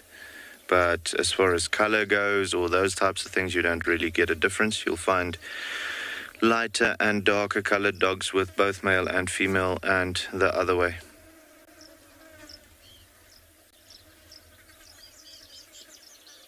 Nikolova, so the dogs are such endangered carnivores because back in the day, because they are such successful hunters, you know, they're the most successful hunter in Africa. They've got at least a 75% success rate normally, if it's not higher with some packs. With that being the case, unfortunately, back in the day, people saw them as a threat to their livestock, and I mean, I suppose they were, but not nearly as much of a threat as something like a lion or so, you know, to a cow. And because of that, they were hunted or shot to the point where their population was so low that the gene pool wasn't big, and also the population size was just endangered.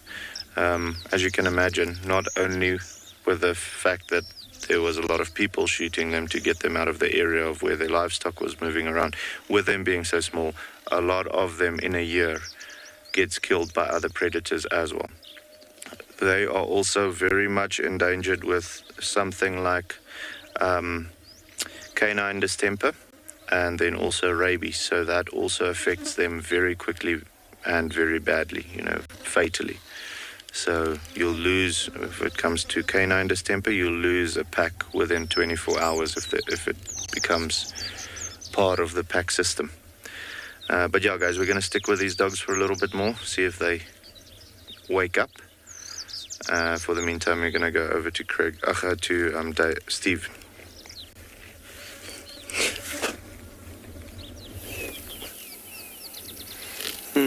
Well, it's bath time here at Treehouse Dam, where our woodland Kingfisher has plunged and wet himself and now shaking it all out. Isn't he beautiful? Or she? So pretty. What a marvellous specimen. Almost makes me want to go have a little dip.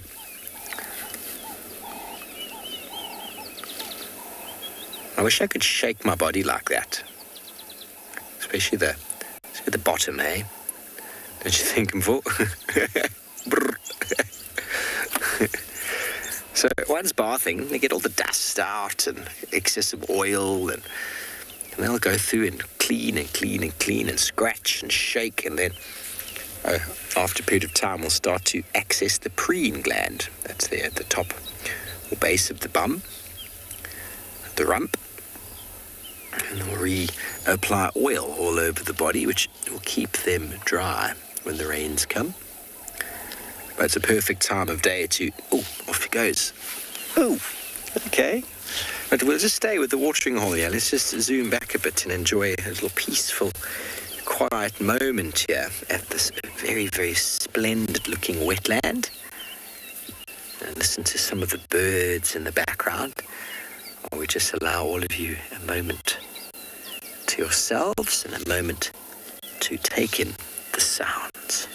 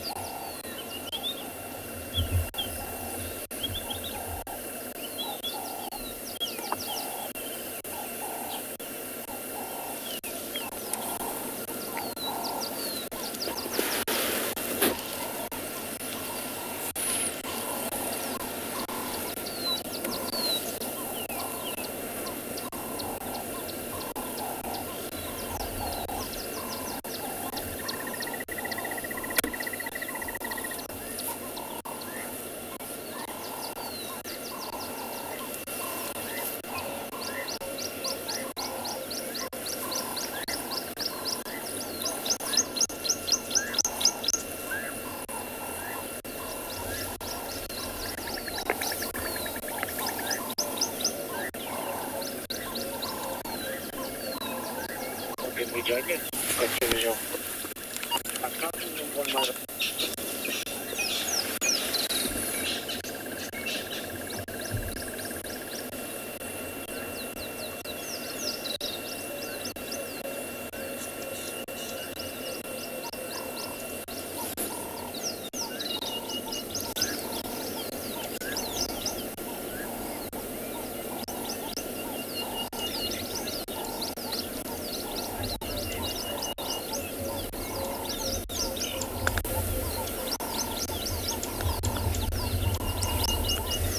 Favorite bird sound, Nicole. I'm going to try and mimic it for you.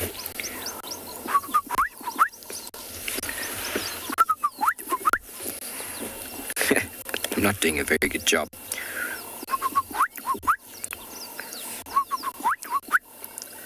It is my attempt at the gorgeous bush shrike.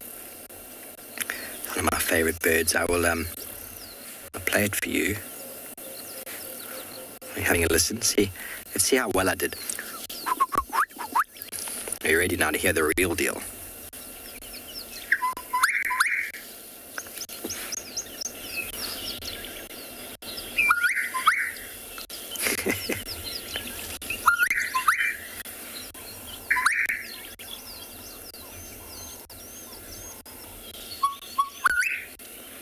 A few different variations there, the gorgeous bush shrike. Beautiful bird. So everybody enjoyed my little tree demonstration. So just to put it into perspective for all of you, when I did my first introduction to nature conservation, we went on a 4-day weekend, which was an orientation to sort of see who, not an orientation, but a test to see who would do the nature conservation course. 200 or 300 or however many people went, and we had to learn 30 different grasses and 60 different trees or whatever it was. It was an enormous amount in 4 days.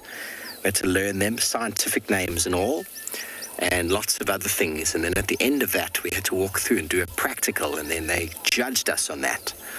And that was just the introduction to the course, and then we got accepted, and then we went on a 2-week orientation where we learned 120 or 150 trees, 60 or 90 grass. I can't remember, it was a long time ago. But we had to learn all of them in a very short space of time.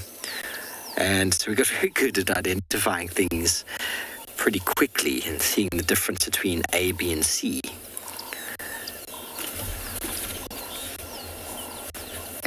Crash course into Botany 101.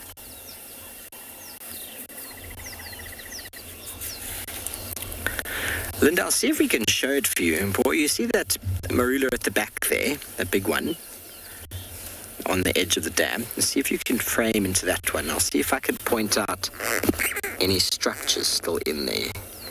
Can't really see it, but there's a couple of sticks still in... No, sorry, the one to the left. The one to the left, that's closest to the water. Yeah, that one. Now, that tree there... Inside, there's still remnants of a couple of sticks. There was once a tree house in that tree. It doesn't exist anymore. It was obviously like a bit of a bird hide or an animal hide, and people could go up there and sit in that tree house, and they could have a look at whatever came down to drink. Now, many years ago, this watering hole was just a spring. There is actually a spring just off to the left of that tree, a natural spring that comes out. And so it was capitalized over time with a bit of a wall put in so as to secure more water. Obviously, this is a drainage line. Drainage line means a collection point of water that runs down the landscape and then runs down these drainage lines into the major rivers. And by putting in bolsters or berms, we can hold water in. And so, obviously, a long time ago, we used to come in and spy on the animals. Animal hides are a very common practice out in the wilderness. Great place to sit quietly and allow the animals to come to you. I've done it many times in my life, sat at watering holes. Sat at one for 3 days once in the Timavati. We saw the most incredible sightings. Wild dogs twice, hunting impala, lions, rhinos fighting, interactions, elephants, all sorts of things come down when you just wait and give it time, as those who spend time on the dam camp can give testament to. If you have patience and you're willing to wait, animals will emerge. They don't go and say, hey, everybody, I'm coming to the watering hole. They don't send you an email or a text message. Oh, look at this. Look what just happened on the right-hand side. Cue the elephant. Well, everybody, that was just perfectly timed. Perfectly timed, as we were talking about the fact that animals just emerge when you don't or least expect it. We had no idea that elephant was coming, I promise you. And let's see if we're in the right spot. Because often when you sit quietly, animals come down and their natural behavior is exhibited. Because often if you're in a hide, for example, the term hide is to hide your body and your posture and your shape so that animals will come down to the water and don't really know that you're there. And then you can view them doing what they do naturally, because that is a passive way of viewing animals in the wild. It's what we do in vehicles. But sometimes vehicles, because of the noise, can be a bit disruptive to animals. But a hide sitting at water where animals are going to come can often be a very, very nice way to view them.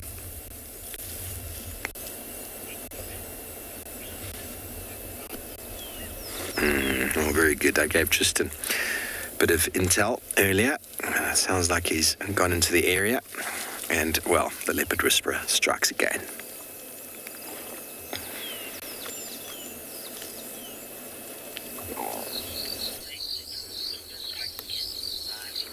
Indeed, we've gotten lucky. We've got one of Sabui's cubs that's perched beautifully in a little jackalberry tree. You can see her tail hanging down from the airstrip. And then she's kind of sitting. At the moment, it's quite harsh, the light behind her, because the sun's setting in that direction. But give it a 15, 20 minutes, maybe 20 minutes to half an hour will be better. But there should be this beautiful kind of orange glow behind her, which will be really nice. She looks very comfortable up in her jackalberry. I don't see any sign of a kill. Also don't see any sign of her brother or her mother. Maybe she's just decided she needs some alone time. Teenagers, the way that they are, often want to just do their own thing, and so she's decided to perch herself up in that tree. It's seriously pretty, though. It's a beautiful, beautiful big jackalberry, and she looks... Are you going to move now? Don't move. Stay up there for us. What I might do is just go around if she's going to face there. She was facing us more because there's actually a herd of elephants behind us as well that is heading in this direction. So at some stage we might have Ellie's underneath the tree as well. It's going to be interesting if we do, because we're actually at Chitra's bush dinner site. And so there is kind of cleared area and a few little sticks and things. So you might see those if she does descend the tree. They are here on purpose. It's not just random stuff that's placed out here. This is so that when they have their bush dinners, they can kind of have lights and all the other things and make it look nice and also safe at the end of the day. She was beautifully looking at us so nicely just now, and now she's decided she's going to face that way. Oh, Marcel, maybe let's go back again, because otherwise we're going to just have her shoulders. So you'll see that there's some little structures around us. These leopards become quite at home with various parts of the Sabi Sands, particularly the bush dinner sites and the likes. Let's just go back a little bit. Oh, that's quite nice. Nice sort of greenery behind her. Hello, girl. She looks really pretty up in this tree. And like I say, it's a spectacular specimen of a jackalberry. It's not a small one at all. It's got a nice, big, shady area, so I can understand why she's up here. It's a perfect place as well because it's right next to the airstrip. So come nighttime, there's going to be a lot of impalas around here.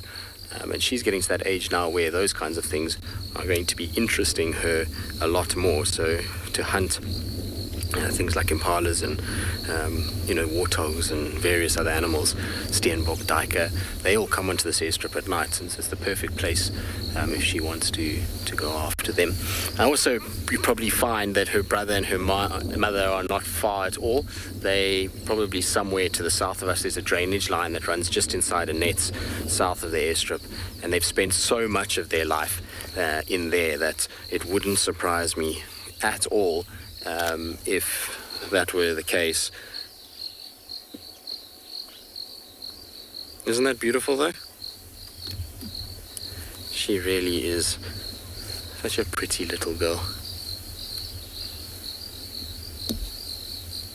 She looks like she's got still quite a full tummy, even since the last time we saw her. So Catherine, she was born in October or November last year. I mean, not last year, year before. I forget that we're in 2021 now. I feel like we just need to erase 2020 out of our memories in many respects. So in the end of 2019. So what are we now? We're halfway through January already. Time is marching on. It's going quickly. So yeah, 14 months, 14, 15, somewhere there. So getting on. She's getting to the age now where she's going to be starting to be left alone by mom more and more regularly. And to left to her own devices. I always say this, but often female leopards are left a lot earlier than their male counterparts. The males typically like to cling to mom a lot more and try and stay with their moms as much as possible in order to take advantage of mom's care, whereas the females tend to be a little bit more kind of comfortable in going alone quicker. So I would expect her to kind of start distributing away from her mom in the next sort of 6 months, from now to the next 6 months, and she should be starting to be more on her own. Robinson, she is pretty, isn't she? She's got the most beautiful light-coloured eyes, perfect ears, perfect little face. Her nose is still slightly pink. And the way she's sitting on that branch is quintessential leopard in Africa, isn't it? You know, when you always think of a leopard, you think of it up a tree, particularly these jackalberries where you've got these dark woods with mosses on them, and then this beautiful little leopard sitting on top. And she is picture perfect at the moment because she's still so young. She hasn't had to fight really. Her ears are all in perfect condition. And if you compare her face, even just her bridge of her nose, to Tingana that we had yesterday afternoon, you realize how the face changes and how the nose and ears just pick up little nicks and scratches all the way through their life. And even if you look at Tundi, so for those of you that have taken screenshots of Tundi, compare the two and you'll see how quickly their faces change over the lifespan. It just goes to show how rough it can be. Sorry, my radio is very noisy. Just shows how rough life is as a leopard. You know, everything's on your own, so you don't really have as much protection. You can just see the ellies are going to drift behind her in the background. It's a pity that there is this little bushbrae site here, because it would be so nice with the ellies behind. They're just walking in the background over there. You can kind of see them sort of going past. So it's the two animals that I was hoping to see this afternoon, all bundled into one, especially a tiny little one that's almost as short as the grass is tall. Cute. Here comes older sibling just herding it along. Off you go, catch up to your mother. That's super cute. All right, well, we'll sit here with our ellies and our leopard and just take in the beauty that is this afternoon. In the meantime, though, let's send you across to Mo, who I'm sure is eagerly awaiting his wild dogs movement this afternoon.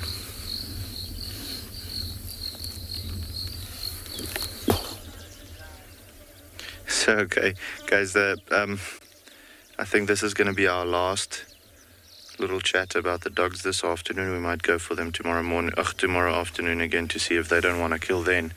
They're going to be lazy now for the next maybe day or so, with their bellies being so nice and full. But the reason why we're going to leave them is the clouds that we're moving in has now consolidated and is forming quite a bit of showers, especially from our northern side. But you can see there where the rain is starting to fall on our western side as well.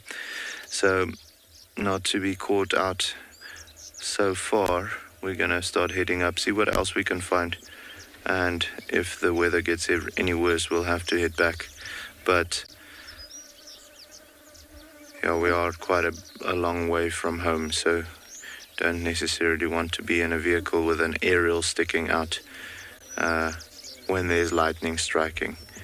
I've grown rather fond of not being struck by lightning. So yeah, and I mean, Alton, sorry, I didn't catch that whole one. I just got the last 3 seconds. Just repeat that question.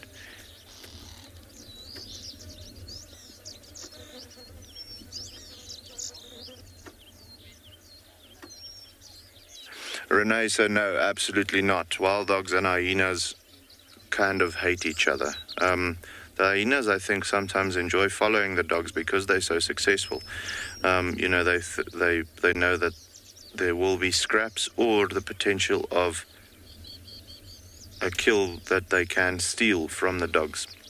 However, I've seen multiple times where the packs are big enough and there's only 2 hyenas against 12 dogs, where those dogs absolutely destroy the hyenas in a fight. With that hyena walking away all bloodied up on his backside and so on. So, no, they don't like each other at all. Whenever they get the opportunity, they will kill one another. If the hyenas have strength and numbers on their side again, they will kill a dog if they can. The dogs are a little bit faster than the hyenas, so typically speaking, the hyenas will have to surprise them to get a hold of them. But yeah, the hyenas and dogs not friendly with one another at all. But yeah, guys, I think we're going to move on. These dogs are not doing anything at the moment, and I don't think they're going to do anything for a while. So we're going to start heading back to maybe where we left those cheetahs this morning. See if they don't want to pop out now that the temperature is a little lower. So yeah, we're going to love and leave these guys.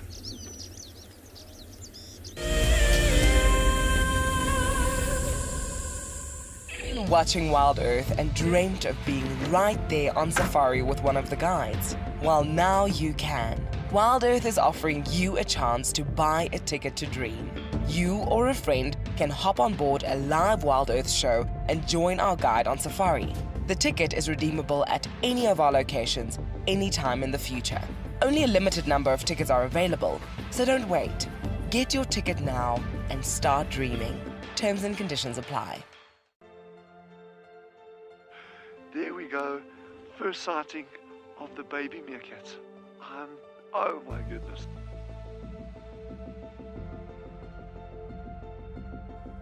How cute is that?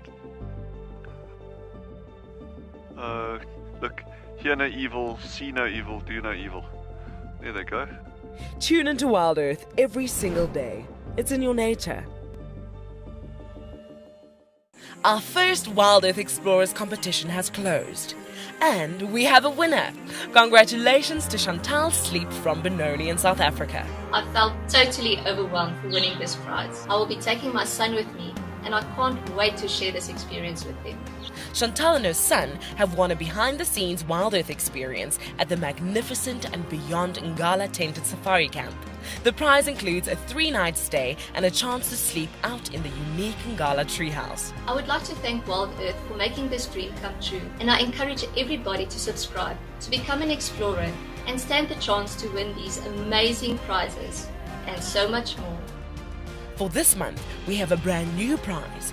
You could be jetting off to Tswalu in the Kalahari for a 3-night stay at the luxurious Motsi Lodge. Open to all WildEarth explorers who have signed up before the end of January 2021. Terms and conditions apply.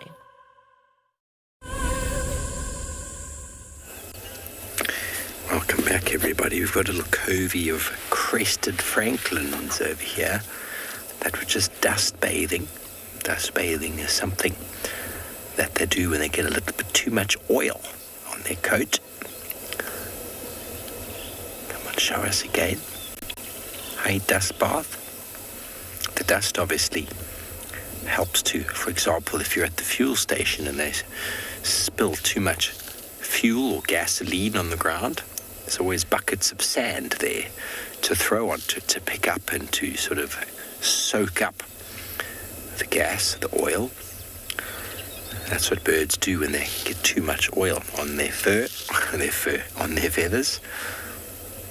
That's very camouflaged in the grass. And well, I spoke earlier about grasses, and we spoke about trees, and give you an example now of how to discern the difference between a grass and a tree. So Now here's a grass that I've taken, and the grass grows in these sheaths. Can you see that? It's a sheath. I can actually pull it off beautifully like that. Leaves of trees don't grow like that.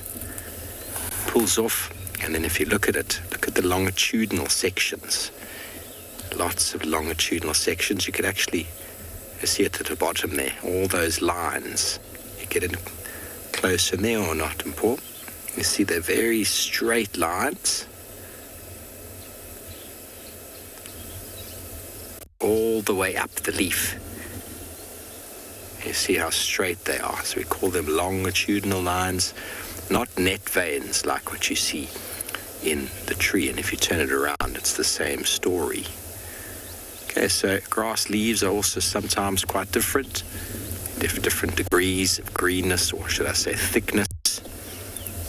And obviously we spoke this morning about the weavers, how they'll use strips like this for weaving, because it makes nice long strips like that. And baskets, when we weave baskets, we weave them out of grass. Never heard of anybody weaving out of a tree. You might use palm fronds, but then palms, everybody. Yes, you heard it. Palms are grasses, part of the monocotyledon sort of grouping. And so there is the difference. So even if I show you another grass, very different one altogether, once again, you'll get the sheath. You see the sheath where it's attached, and the stipule is where it attaches there. Can you actually see that there's hairs around? So that's quite a good characteristic for identification in some grasses. It's hairy around the sheath. And once again, it sort of slides off there, the whole thing. Can you see how that slides off? Because the grasses are growing out of that. So monocotyledon, because there's one leaf, not two. One, we go up the stem, and again we get another individual leaf. We go further up, and we get another one. Okay, so monocots meaning one leaf out of the seed, and whenever they grow, they're constantly growing like that. And obviously grasses, each grass has got a very different inflorescence, and this time of year makes it very easy to identify grasses due to the inflorescence. But what we've got here, the knee joint, for example, we call these nodes. This is the node of the grass, and it's where the joint sort of moves. So between the node and the next node, there's the next node where my thumb is. You guessed it, that is called the internode. This piece in between is the internode. The leaf sheath, the leaf, sorry, not the stipule. The stipule's on trees, called the ligule. The ligule is the hairy bit that's around there, and the sheath pulls off quite nicely. Node, internode, and then inflorescence, which is the flowering part of the grass. So in any simple grass diagram, you'll be able to see that. And the two different plants that I got here have got very similar sort of behaviors to them.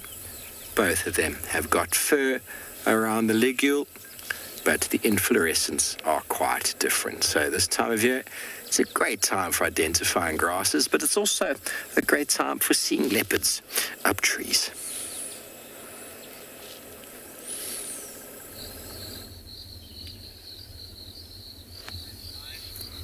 Well, while Steve is doing all the small things, and I'm sure is entertaining you, we're still sitting with little Lunga and seeing what she's getting up to. She's staring ever so intently into the grass down below here. I've been looking around. The only thing I can see is a francolin, but maybe that's what's catching her attention, is the fact that there's a little francolin around that is making a bit of noise and scratching around in the grass. I was hoping earlier when she was kind of just staring that Shasha was going to appear out of the grass and come join his sister up the tree. But that is asking for a lot, isn't it? We'd be very spoilt if we had that, that's for sure. Hoping, when we're sitting here and the sun is slowly starting to go the direction we want it to go, just to come in underneath this vegetation and just hit her a little bit. And if that happens, it's going to be really spectacular because her coat will glow a beautiful golden color and the light will catch her eyes a little bit. It should be very, very pretty if that happens. She looks comfy though, doesn't she? What is behind us that she's watching? I think it's a Franklin. Must be. I heard wings now. This age, things like Franklins are high up on the list of things to chase and hunt and exercise on, and they make for great things to practice with, because if they chase them, they're quite quick and agile. Obviously, they have wings so they can fly, and so if they can learn to hunt those successfully, then hunting things like impalas becomes that much easier too. I think she's going to sleep now. She's decided the Franklins are not worth her time or effort.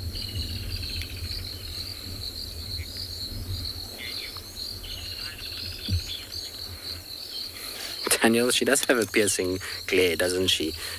I think all leopards do, though. When they're focused on something, there's this menacing, sort of piercing look to them that makes them or it feels like, I always think it feels like they're looking to the back of your head, not into your eyes. It's like they're kind of boring through your brain and analyzing the deepest part of your soul. I find that with lions, they also have that very similar kind of way of looking. Cheetah, I don't get the same effect. Look at that when she looks at us now. Oh, that is picture perfect, isn't it? With her big ears. What have you spotted, girl? There is a car that's coming to join us, so it's no surprise that she is looking around.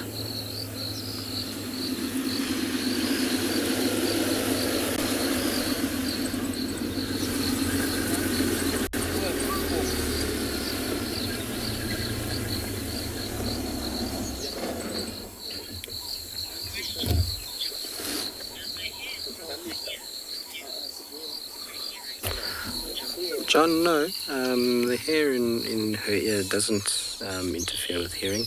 It's going to actually help with channeling sound deeper into the eardrum in order to be able to pick up all the things around them.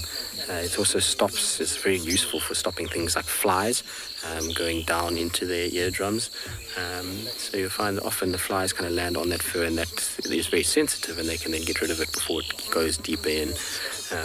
So it's not a hindrance, it's actually a huge help for them. She doesn't have very fluffy ears. She's not like Thandi, or Thandi's cub, should I say. He has the most ridiculous fluffy ears I've ever seen. I got a photo of him the other day, and I must put it up at some point. But the hair that's coming out of his ears is just ridiculous.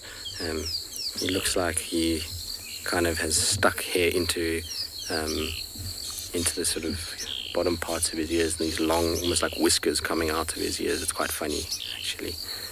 Look at that, though. That's as good a view as you could ever get of a leopard in a tree. It's staring right at us. Well, she was. She's now looked away because of the Franklins. But they're slowly starting to kind of feel like she's going to move. She's yawning a little bit and moving. So I don't expect her to stay up here all evening. Not like Tingana yesterday, but again, we also thought Tingana would move. Joy, you say she looks like a comfy kitten. She does look like one. She's certainly got the leopard relaxation pose down pat. Leopards have this ability to make anything look comfortable. And so they, especially up in the trees, she definitely has that ability to just make herself look as comfortable as possible.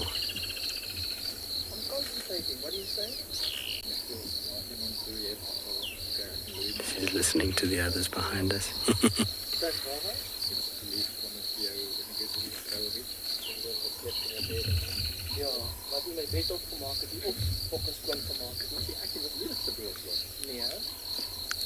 What are you watching? There's little Franklins walking around at the base of the tree. I think that's what's getting her attention. Unfortunately, they're going behind the little braai, so it's difficult to get them, but maybe Marcel will be able to get us one there. So braai, for those of you who don't know, is a barbecue, which is here permanently So, Michael, we were talking about this yesterday. It's going to be an interesting few months, just from a point of view that we've got so many leopards around, and there is a very real possibility that Langa is not going to be able to hold a territory here and will have to distribute. If you look at Tsakani, she was a prime example of it. When Tsakani was around, her mother, Kotile, was still there. There was Moya, there was Salahesh, Shadow, Karula, Tandi. So it was quite full up in Sele. It was very difficult for her to go anywhere from where her kind of natal territory was. And so she distributed quite a long way, far more than most females do, into the Kruger National Park. And the similar thing is happening now. We have a very high amount of female leopards. I was running through the list yesterday. It's a crazy number. So it's going to be tricky, particularly where she is. Her mother's territory is right on the fringe of two other adult females. So we know Kuchava, Tandi and Sibui are all accessing Chitwa Dam, which means that at some point, Langa is going to be moved, and maybe that's why we were starting to see Sibui taking them into Djuma, taking them down towards Mala. She's just trying to extend her territory as far as possible, and she'll leave Langa in one of those kind of fringe areas, or she'll leave Langa where she is right now, and she will start moving into those more kind of fringe territories as a more established adult female that can look after herself. But it's going to be interesting. I am not 100% sure where she's going to go. She might very well distribute. It'll be sad if she does, though, because she's beautifully relaxed. And the southern kind of, maybe not southern, but southwestern side of Djuma particularly, so Twin Dams, Treehouse, that area, we haven't really been seeing a lot of Shidulu in that section. So it would be a perfect place for Langa to kind of hang out from there southwards into Little Gowrie and Hoffmans, and basically take what was once shared between Shadow and Karula, and then Tlalamba can be to the north and Tandi to the east, and Sibui can keep this kind of Annette's southern side of Chitwa section for herself. I don't know, we'll see. It's all speculation at this stage, but I don't know what's going to play out. I'm hoping that she's not going to be forcibly removed. I'm hoping that she's going to end up staying in this area, and we'll see her for many, many years to come. It's always the exciting thing about when female leopards have female cubs is there's a very real possibility of them staying, unlike the males, which is sad because we get so attached to the males because they're generally quite goofy and do all kinds of crazy things. If you look at Tamba, Hosanna, Tandi's current male, Kuchava's cub, even Shasha, he also is a bit of a clown sometimes, so it's sad when they leave, but we'll see how it goes. Anyway, we'll stay here, see what she gets up to. The sun is going in the right direction. In the meantime, let's send you back across to Steve.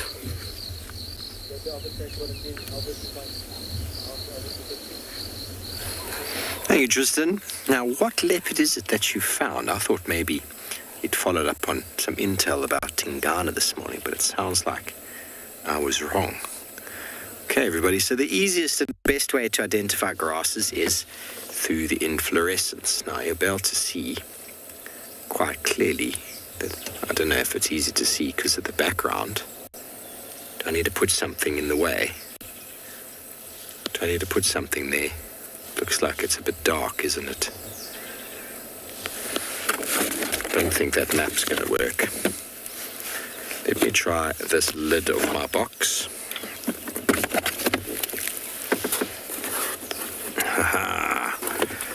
When looking at the grasses when they are filmed or photographed in the grass book, the gentleman uses a black background so that the grasses stand out very well. So this one that I'm showing you, very nice to see, very easy. Kind of looks like a Garfield comic when he goes and takes a fish and he just pops a fish in his mouth and pulls it out and all you see is the bones. This is called herringbone grass, or in scientific language, Pogonathria squirrosa. Looks like a squirrel's tail, doesn't it? To a degree. Okay, so very different from this grass, which has got very large and serrated very large and serrated, I'm sorry, my box is falling. Very large and serrated inflorescence. very characteristic of the lovegrass family, these serrations. So all the lovegrasses have got a seed pod that looks like this, just much smaller. And so this is called sawtooth lovegrass.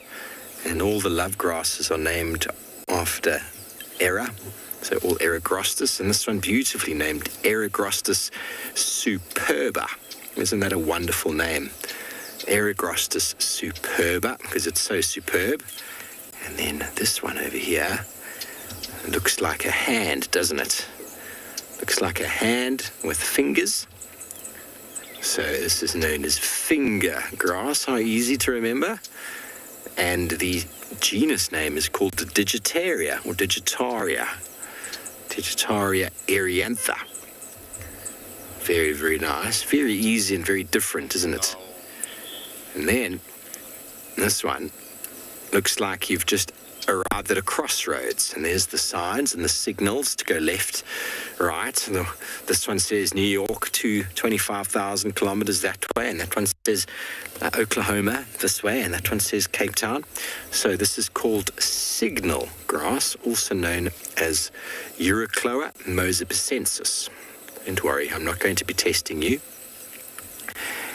And then this one over here is a beautiful, beautiful, beautiful panicle known as Panicum maximum, or the white or blue Guinea grass. But before Tristan's leopard disappears, let's quickly send you back over to him.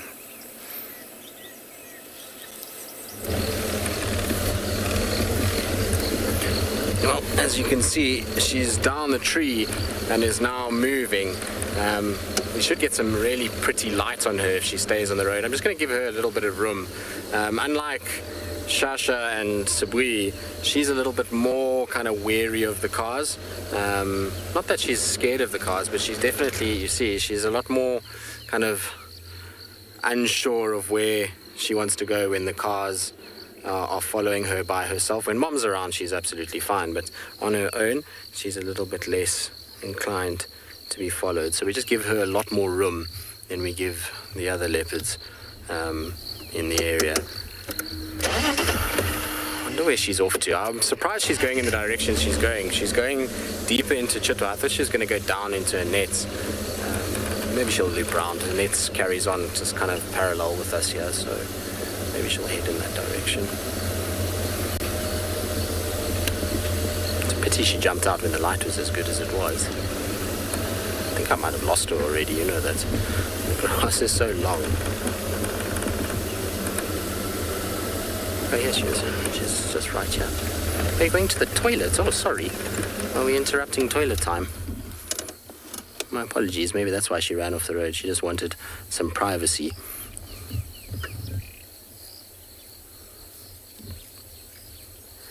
That right there is the beauty of summer, that contrast between that spotted orange coat and the green grass. It's always so pretty.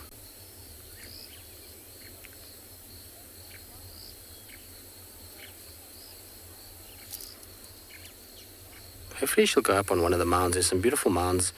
Oh, she's up on a little fallen tree. Let me try and see where she is. Some beautiful mounds coming up ahead that are in the open, which will be nice. Need to be careful here. We are very close to a seep line, so we must just make sure we don't do any damage, but I think we're all right for now. Okay, well, we'll keep up with her and keep following her and see what she gets up to. She's posing nicely on that fallen over log. In the meantime, let's send you across to Tswalu.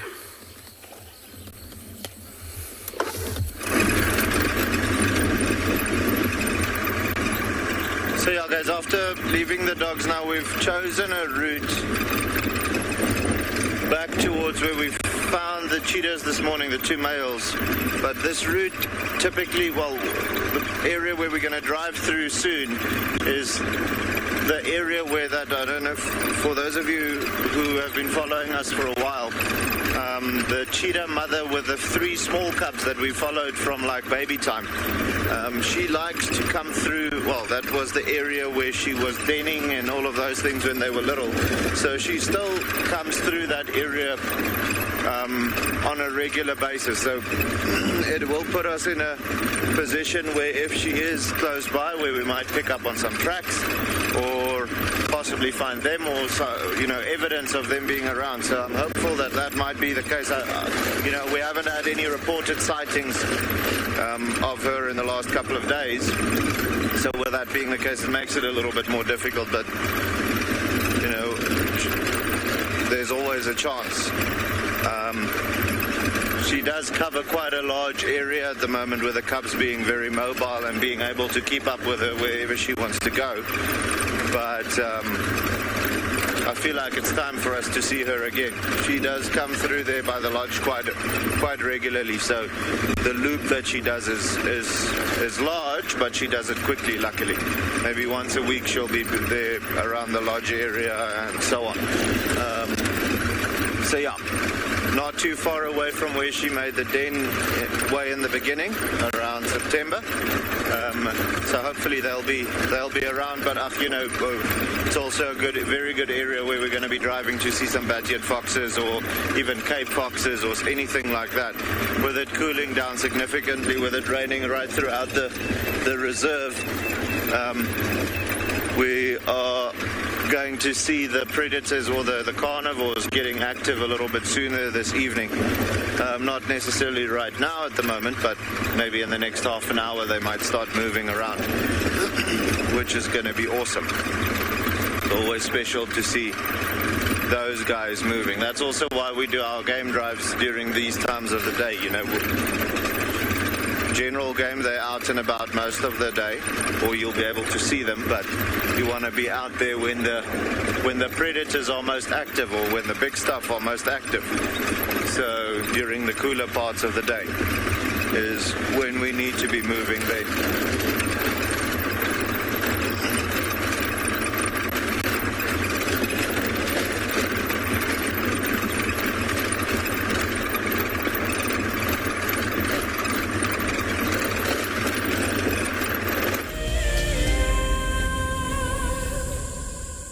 Welcome back to Djuma, everybody, where Wendy, the car, this is Wendy, is taking it really easy today. Oh, we were just rolling with it, and somebody else is rolling with it in the road. Can you see? It's coming towards us. Coming towards us. Can you see the rolling?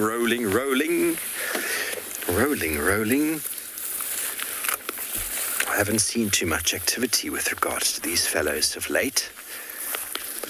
Just got to check around as we go, and there's a huge amount of flies hanging around this fellow's ball. There's another big ball over there. Where are you going? Really amazing how much weight these guys are able to move around. Some elephant dung, I think, he's been digging through. He's decided he's going to pick the road. If you think about the size, he's the size of my top of my thumb, and the ball is a little bit smaller than my fist. Enormous amounts of power. We're just cruising really slowly. It's important to pay attention to these fellows moving around. You don't want to squash them. Very important from an ecological point of view. Their burying of the dung, the compost that they bury, and they're revered by the ancient Egyptians. The scarab beetle, scarabaeus is all over in the hieroglyphics. The importance of the composting, the reconnecting with the earth, the cycle of life, and as well as how they go through a mummification process and transformation into a completely different organism.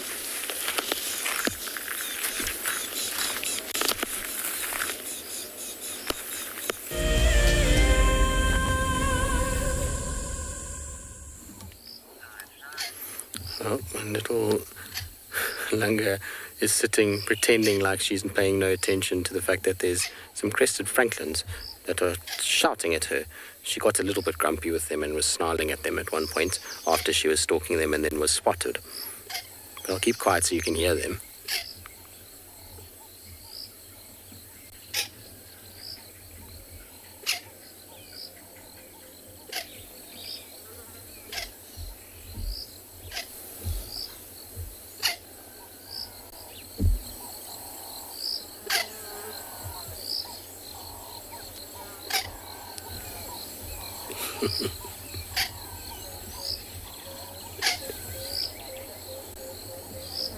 It's making me laugh because she's almost trying to pretend like she's not interested, but really she is. She wants to just pounce on one of them.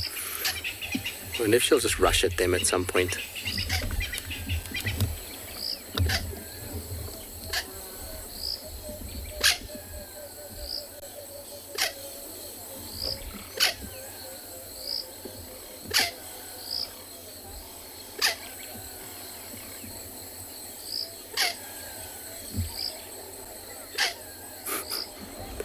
It's a stalemate.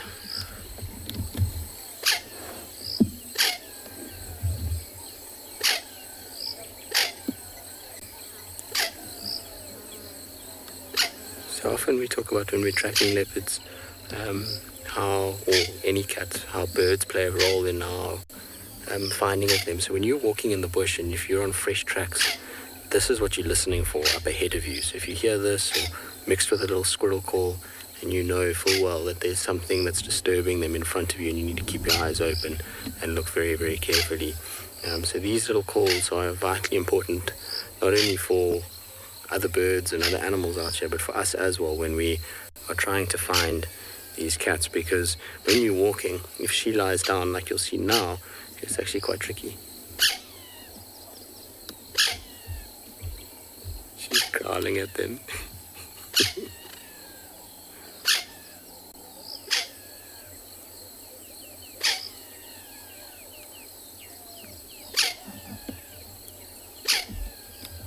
See how her tail is up to show the franklins, leave me alone, I'm not doing anything to you, stop shouting at me.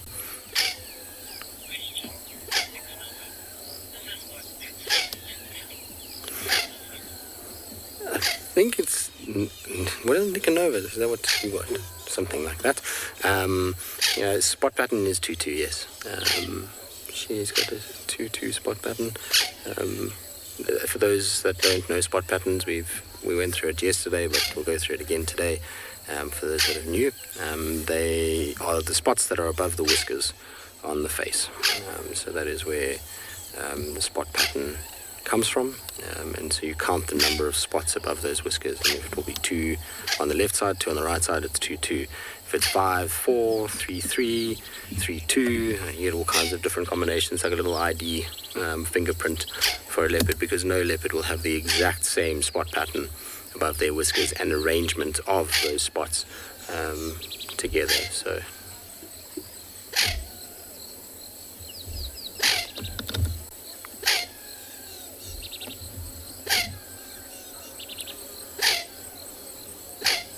yes, Franklin. She's falling asleep. She's totally irritated with this lot. And the franklins won't move because they don't want to leave and then the leopard get and stalk and get to them. So unless the leopard rushes at them and they fly, they're going to just sit here and literally shout at her until she either gets annoyed or she kind of goes flat, and then they'll start shuffling off. You'll actually find with some of the more experienced females, I've seen it with Tundi, when this starts happening, she actually rushes at them just to get them out of her way and stop calling at her, and then she actually lies down. She's not too fussed with making them make a little bit of a noise for 2 seconds. It's better than this consistent calling, because things like hyenas, other leopards, they hear this and they know there's something around. Their ears are very in tune with the bush as well, and they pick it up and they know then. Maybe she'll go up the tree for us. That'd be nice. Because she's going to slink and put her tail up.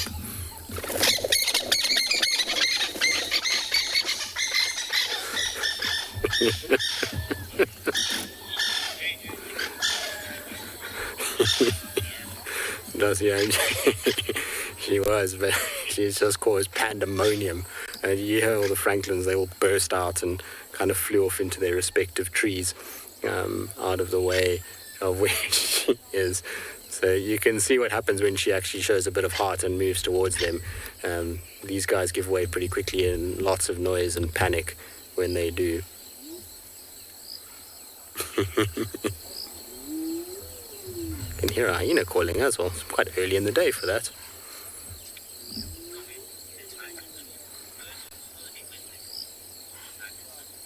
Enlightenment, they are very dramatic, aren't they? I mean, that's all a bit much, what just happened there. It's not like she actually walked anywhere near them.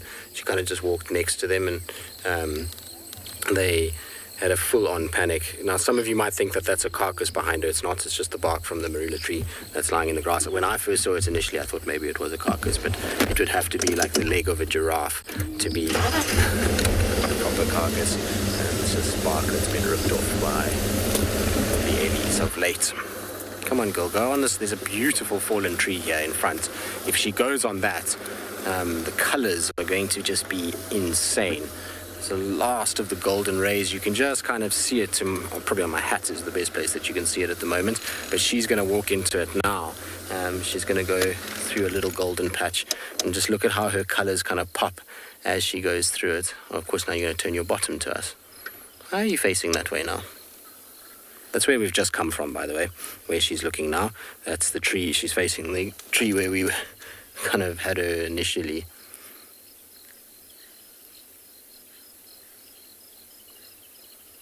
Oh, that light is absolutely beautiful.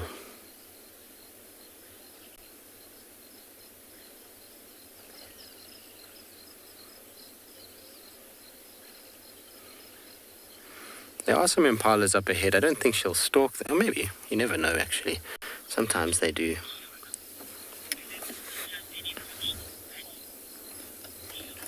Oh, look at that.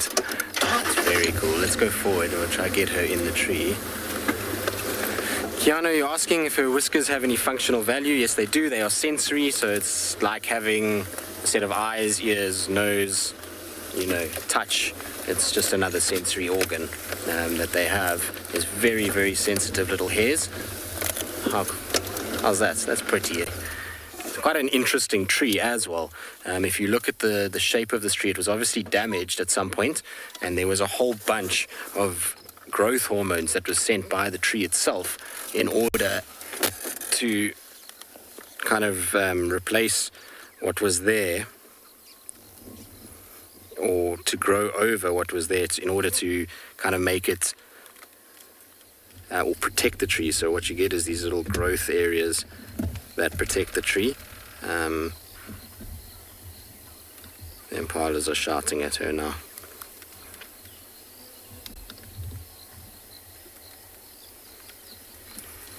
That's cool. I've always actually wanted to see a leopard on this part of the tree. I drive past this tree always and just think to myself, it's quite an interesting kind of looking trunk. So to see a leopard on it is pretty cool. The impalas, like I say, have spotted her, so they're shouting at her already. She's not exactly well hidden at this particular tree. Also seems the tree is dead, but I can't see why, because it's not been ring barked. Maybe this massive growth that came out off the tree has caused some sort of damage to it. Don't know. But it's got no leaves. It's at this time of the year with all the rain that we've had, it most certainly should have leaves on it.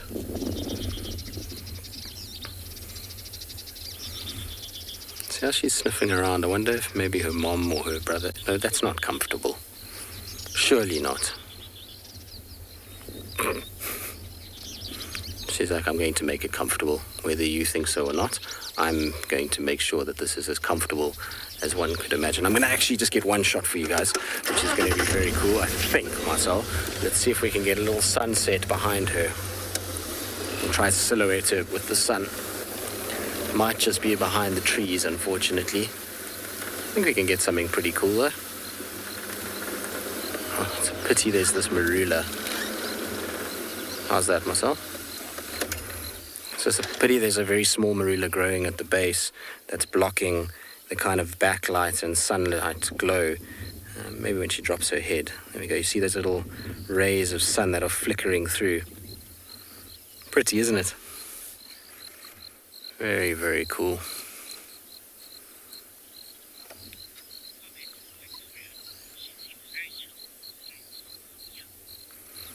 Victoria, she is very chilled. It's often what happens with these cats in this particular reserve. Even when they're as young as this, their exposure to vehicles is so much.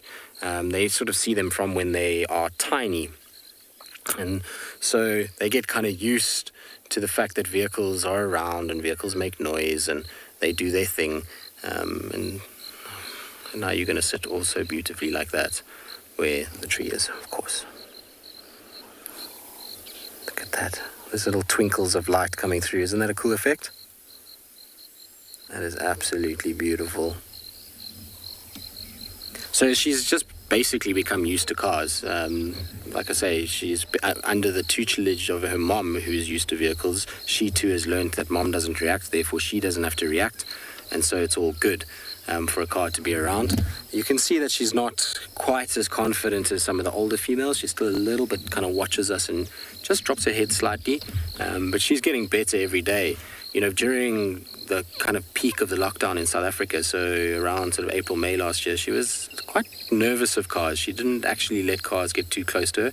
So she really has developed really nicely over the course of the last few months. Look at that, though. Absolutely loving the kind of sparkle of the rays through the leaves as the wind is moving them. You're getting these kind of little solar flares coming through. It's just such a pity there's that tree in the foreground. Otherwise it would have made for quite a sight, because it's not the tree in the foreground that's causing those specular highlights to come through. That's Marula in the background that's causing those little flares every now and then. It almost looks like she's angelic. She's got like an ethereal glow to her, doesn't she? I think if you were ever to say that a leopard's got an ethereal glow, that would be the right way to see it. So cool.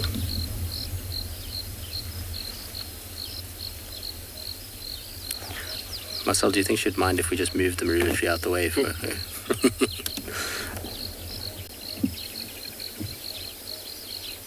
In exchange for a chop. In exchange for a chop, Marcel says. Yes, Marcel would think of that. Marcel's a meat lover, so he would have thought of a chopper. I hope some of you are getting nice screenshots from this, because it really is very, very cool. You don't often get these kind of glowing golden lines coming through on the image. Fred, so it depends on the predator. Lions, you can look in the eyes. They're fine.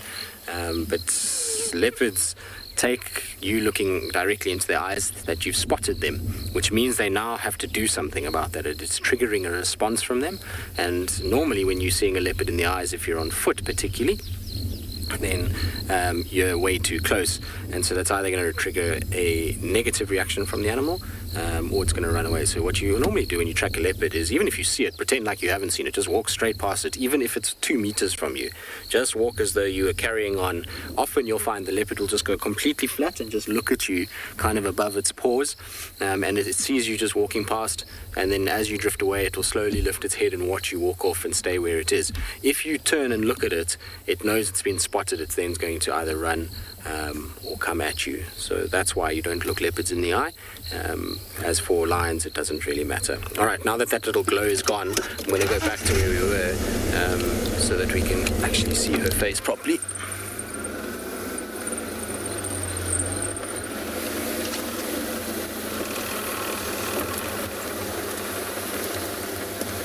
Hi.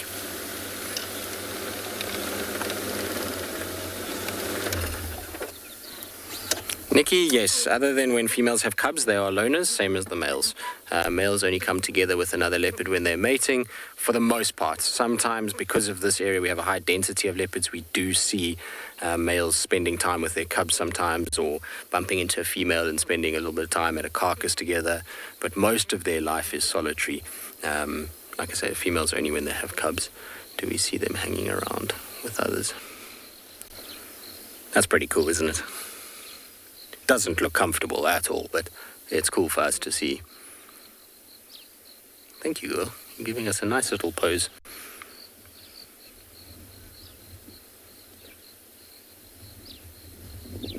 She's just weighing up her options and waiting for the light to fade, and then she's going to get into the long grass and start to move around.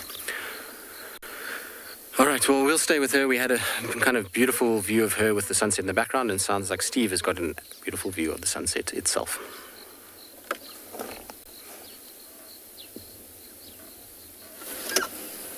Enjoy, Tristan. Enjoy. And you have all arrived at the perfect time. Yes, you guessed it. It's that time of day again where the sun's setting in the west. And we're all going to just keep quiet for a moment and allow us all to just soak in the afternoon, soak in the day.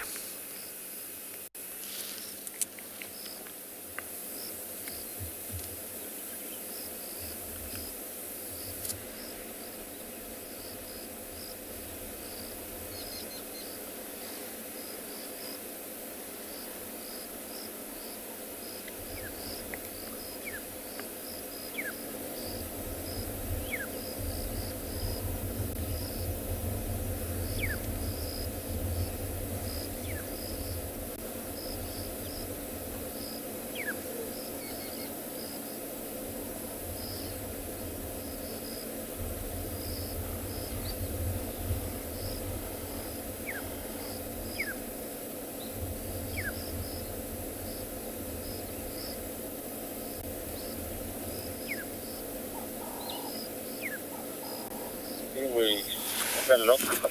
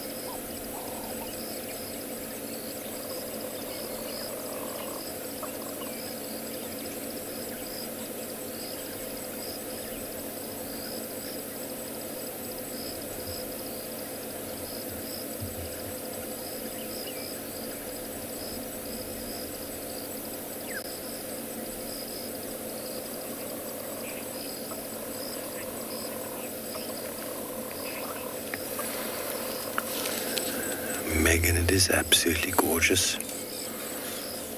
Tracy, the perfect golden hour.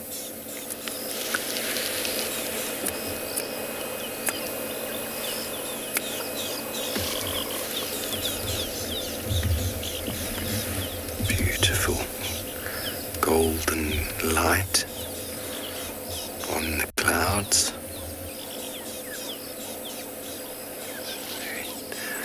Wonderful moments to sit in silence.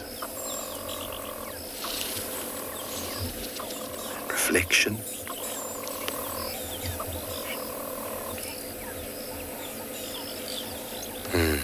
Seems like Ngala's stopped as well for a moment enjoy the sunset.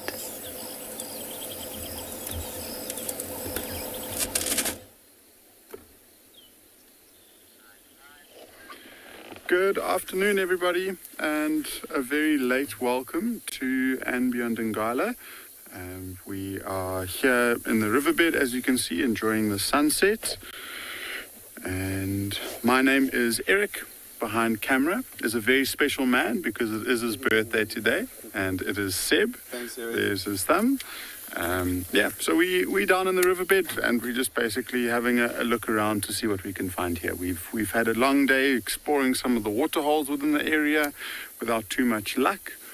We just thought we'd take a moment to admire the sunset on our right-hand side, which is just about to disappear.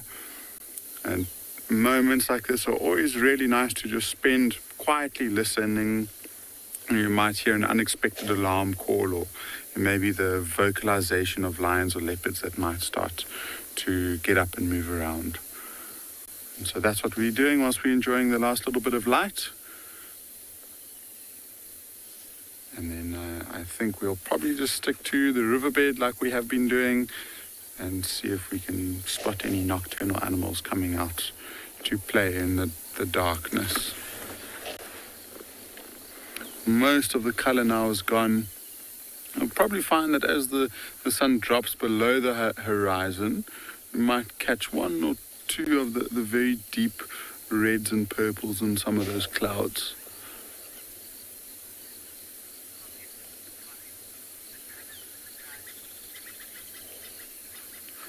Tommy, there's nothing beats an African sunset. The colors are like pastels. It's something that you need to experience yourself, just sitting still, listening to the nature around us. As we speak, we've got some European bee-eaters that are flying over us, and they are looking for a place to roost. It's actually carmine and European bee-eaters that are flying over us. If you were watching this morning, you saw the carmine bee-eater, the beautiful pink bird. And if you're lucky, you might be able to hear it. It's just got a very, like a sound.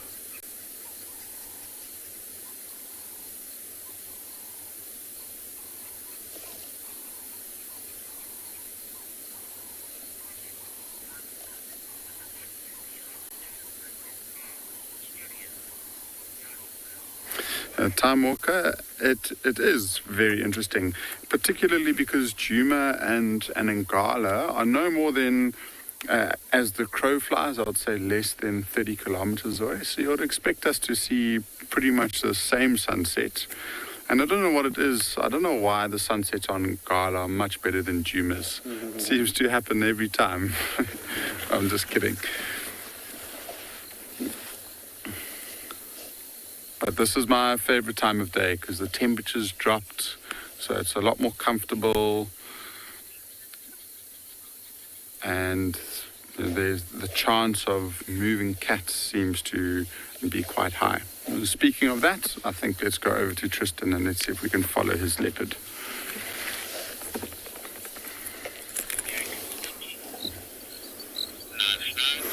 Well, for the sunsets at Ngala to be better than Djuma's, I'm afraid, Eric, you're going to need to put a leopard in a tree with the sun setting behind it in order to beat us today.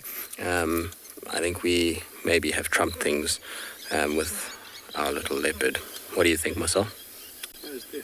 Most definitely is Marcel's rating. Can also, you hear that? There's the sound of mating cats. I wonder if it's not those lions that were around Chitta this morning. Sounds like mating cats towards the dam area. So I'm going to maybe have a little look just now. She's about to rudely interrupt somebody's drink stop as well. I think she's going to go on top of a mound before she does that.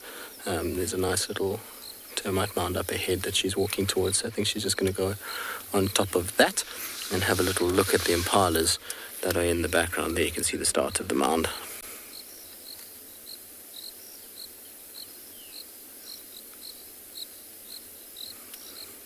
Leopards can sometimes be so predictable when it comes to using structure in the summer to see what's going on. Look at how she'll keep her head low as she goes over the precipice of the mound. There you go. I just want her to settle before we drive there, because sometimes when you drive, the impalas look... There we go. Now that she's settled, we can go around and join her. I think she's curious as to what these people that are having their drink stop are doing, because she keeps looking at them as well as the impalas. She's kind of deciding which ones she actually wants to watch. And from here, she can watch both, which is, I suppose, a good thing. And if we can get the view of the mountains in the background, because they are absolutely perfect tonight. Not quite. Unfortunately, the angle that she's at doesn't allow us to really get the mountains. You'll see the mountains in front of me shortly.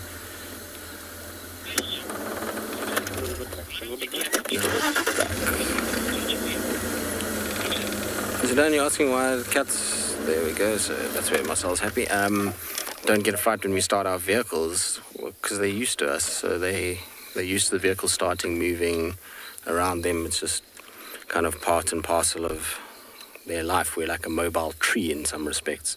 When they're nervous and they're not new to an area, different, when you start your car, they can get quite a fright and they can kind of get a bit jittery and they drop their heads or they run. But once they've gotten used to you and they see that you don't steal their food, you don't chase them, you don't kill them, you don't do anything negative, then they start to really settle down and become far more kind of what's nonchalant about the vehicle's presence.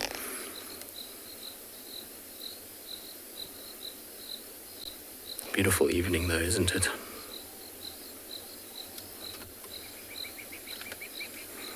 The only problem this time of the year is all these termite mounds that were so beautifully open 4 months ago are now so covered in grass that when the leopards sit on top of them, they're a little bit hidden behind all of it. It works for them because they can now get vantage points and still be hidden away from the impalas themselves.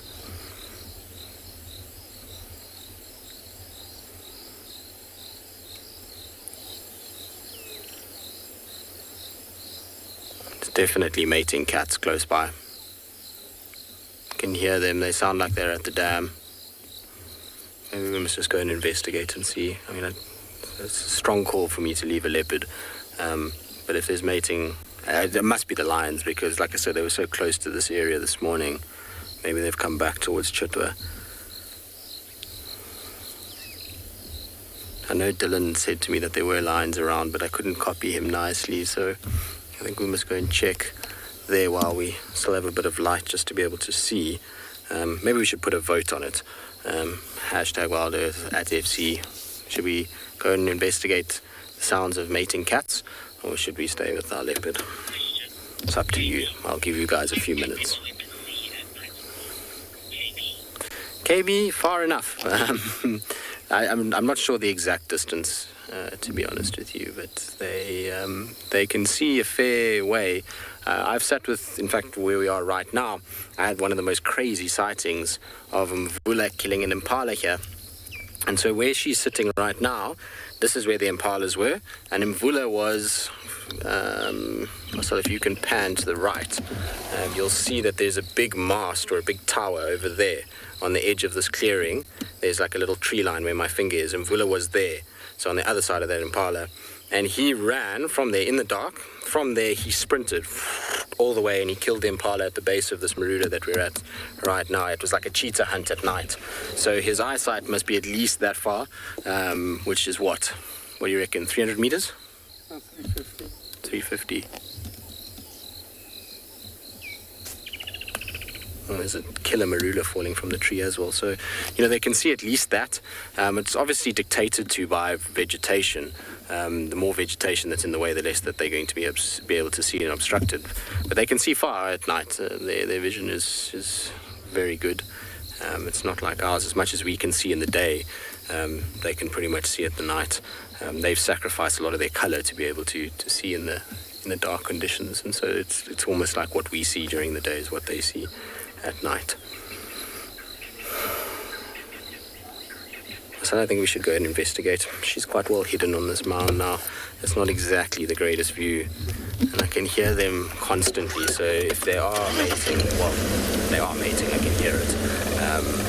They're not far, and they're doing it a lot. So I think let's just try and see. All right, girl. Thank you for the nice afternoon.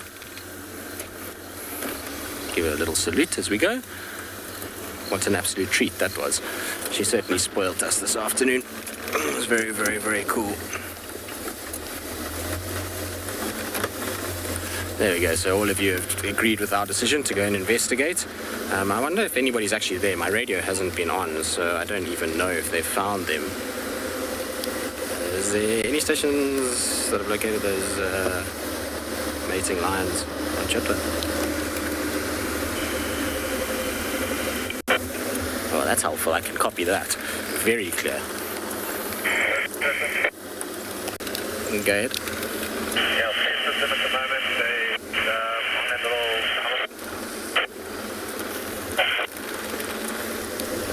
Can't copy you at all.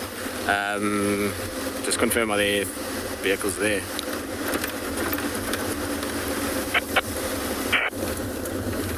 This is what we decode on a day-to-day basis.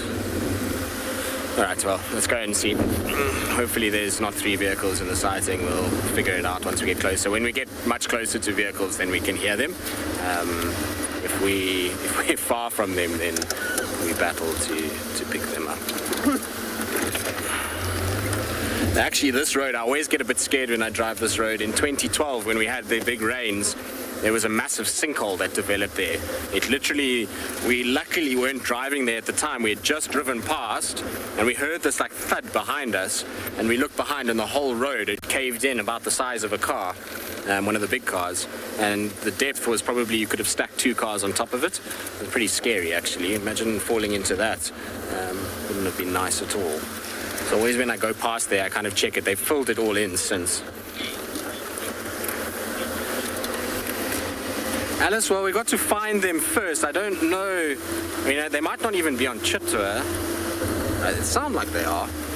But let's see. I can't, like I say, I can't hear what the guys are saying, but they're saying on a link road. So I don't know if it's the link road here in front, or if it's... Where from? How are you doing? Very well yourself? If it's on the link road, or if it's on the damn wall, I don't know. I'll try to get hold of them on the radio now, and hopefully by the time we do that, we'll know exactly where they are.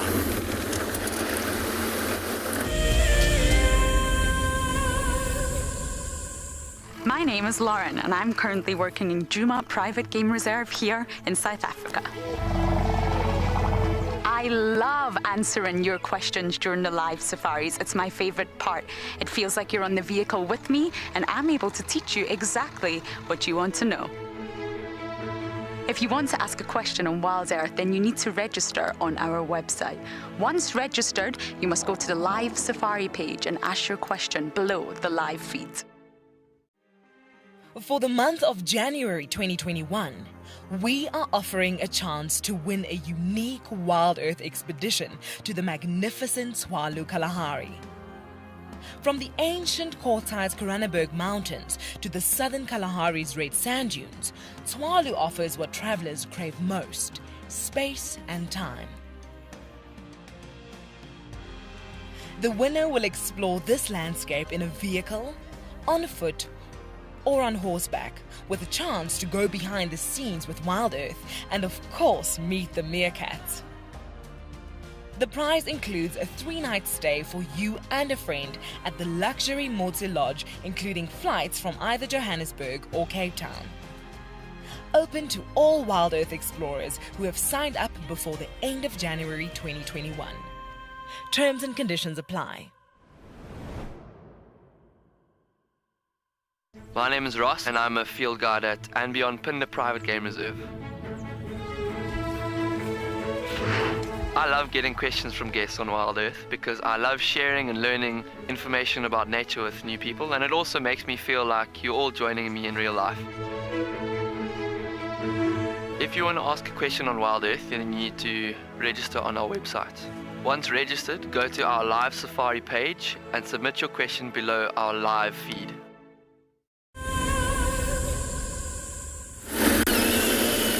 Welcome back, everybody. Sorry about that. We just had he's on the road behind us. Please stay. It's going to be a first for me on Djuma. Chestnut-backed sparrowlark in the road there, playing on that elephant dung. Can you see him on the elephant dung? Oh no, he's just flown away again. You cheeky bird. Oh, there he is. How wonderful. I haven't seen one of these fellows on Djuma before. Sparrowlark, chestnut-backed sparrowlark is the male, if I'm not mistaken. If any of you out there are disagreeing with me that it is a sparrowlark, I'm almost 100% certain, but I was quite surprised to see one here.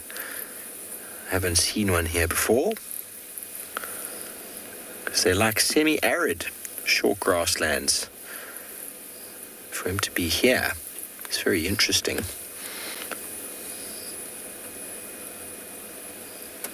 Can't think of any other bird it could be. That is on my Djuma life list now. Well done. Obviously, as with most sparrows, our seed eaters, enjoying the seeds falling out onto the road. Oh, there he is. On the road, you said? It's very quick.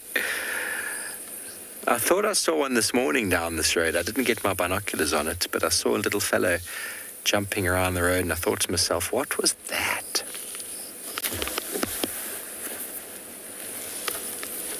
How awesome. Let us know if it's a new bird for you, everybody.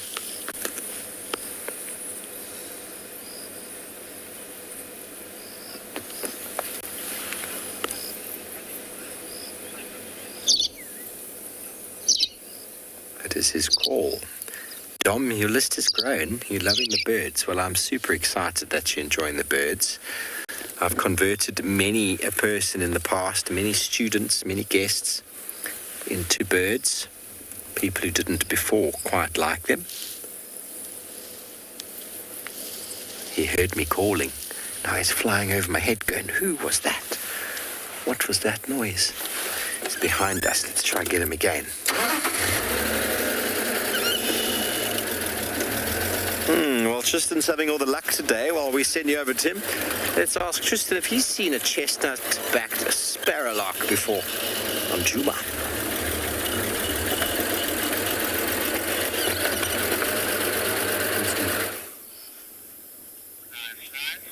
Right, as you can see, we found them, and just in time.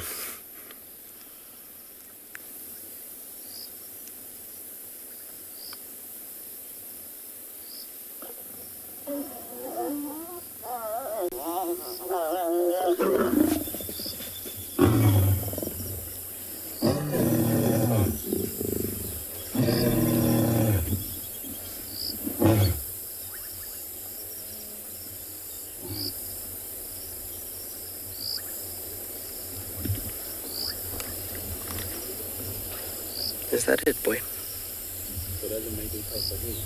Okay. That was a half-hearted roar, but a full-hearted mate that just took place. I can't see which female it is because all I've seen is her on her back and then her tail kind of lift up and him just, well, on top of her. So it's not been a very easy thing to be able to ID which female it is. Hopefully she'll turn and she'll face us at some point. It looks like Mohawk. I think it's him. Just got to double check. I actually haven't really taken a good look. Oh, bless you. Looks like him. Turn to your right, boy. A little bit more.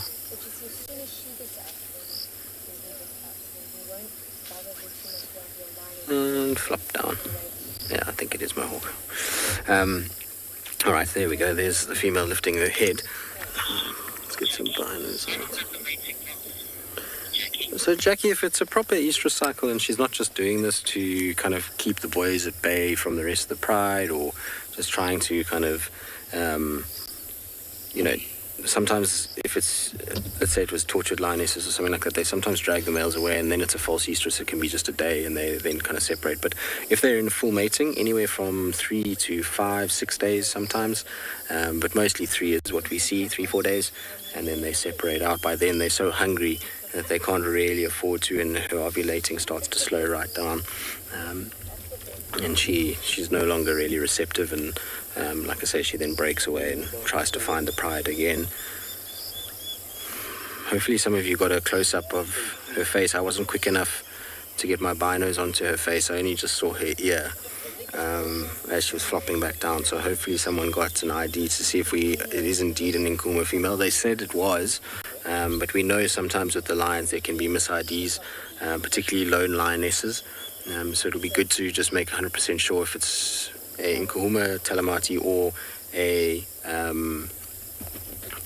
tortured, because we know that the tortured and Talamatis were not far from Chitwa yesterday. So it could easily be one of them, but given where they came from, it sounds like they came from the south and Mala side. I'd bet more than anything it would be Nkuhuma rather than anything else. But which Nkuhuma, I'm not 100% sure at this stage. She also is quite skinny, so I don't know how many days they've been mating for. Apparently there was a second male with the females and this male this morning. I don't see him now. It's not to say that he isn't around. So Blondie might be lying up somewhere here. Normally Blondie and Mohawk together. Not often that the dark. In fact, we haven't seen the dark mane joining these two in quite some time. And this is how lions roll. They literally mate, then they go back to sleep. But the frequency of mating is pretty quick. When we were up at that leopard, I heard them twice while she was on that mound, and then we drove here, which was not long, and they mated again. So it seems like there's quite a high frequency, so it's every sort of 10 minutes, if that. And so if we're just patient enough, she will be the one that will get up, and if she moves, that instigates him to move straight away. He won't let her out of his sight.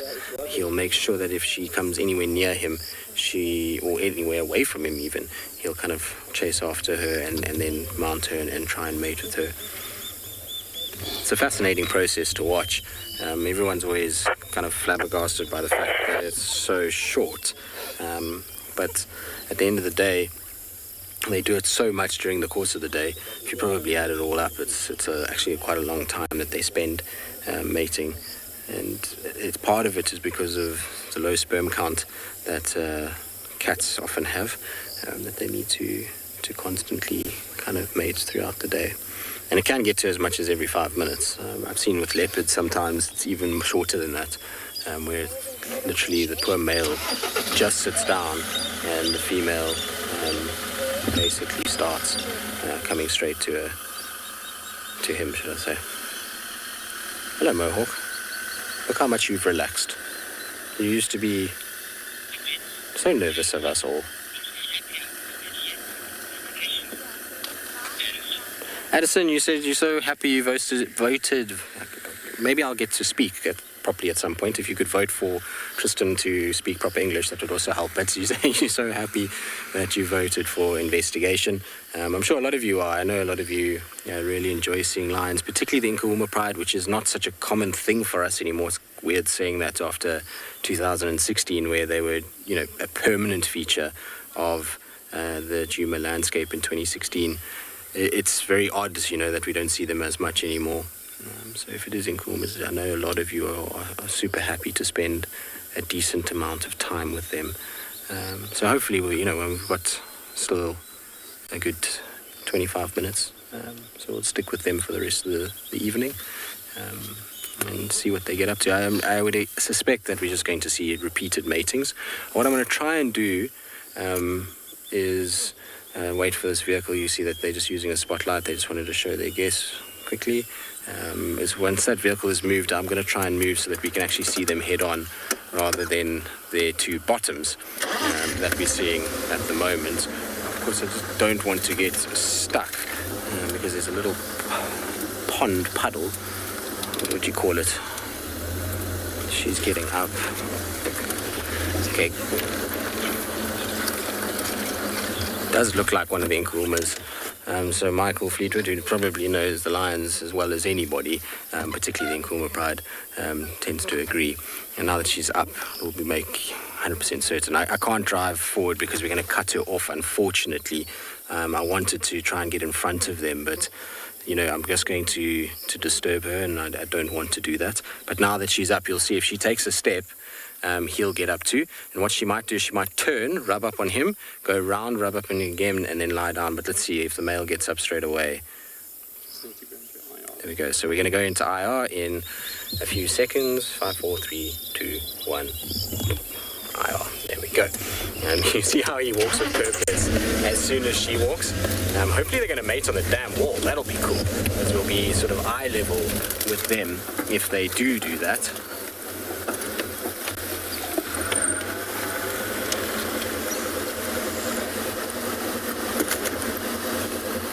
I'm going to just give us some room for brilliance, is what they call it. And park right here. Okay, stop on top of the wall, girl. And it will be such a cool angle. Except that it will be away from us, which won't be ideal. Unless she turns back at him. But there's Chitwa Dam. I wasn't far off when I said that they were close to the dam. There we go. I think they're going to mate there somewhere. Let's see, she's flirty. She's got her tail up, which might indicate that she's going to stop. See how he's kind of just sniffing behind her. See how much larger they appear when you lower down. It's a little tip for those of you that ever are able to control where you park. If you go on a safari, is try be lower or as low as the animals that you are wanting to take a picture of.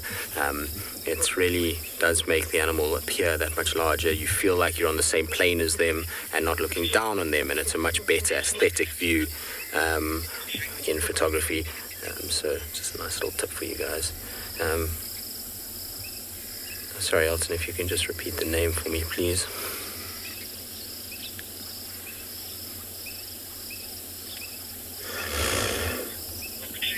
Oak Tree. They do look like a happy couple, don't they? They unfortunately are drifting too far for my low-angle mating technique. I wish I could get round to the other side of the dam, because it would be super cool to get them kind of coming around the other side. I can actually do it, but no, it's going to be too flooded. If it was winter, I could have done it. Because in winter, there's a little way you can go on the other side of the dam wall here, but in summer, it floods. Because imagine getting them on the other side, coming off, walking straight at you at that eye level. That would have been really cool. Oh, hello, hippos. Are you all wanting to get out? Have we disturbed you? I'm so sorry. All the hippos are in the corner here wanting to come out of the dam to go and feed now.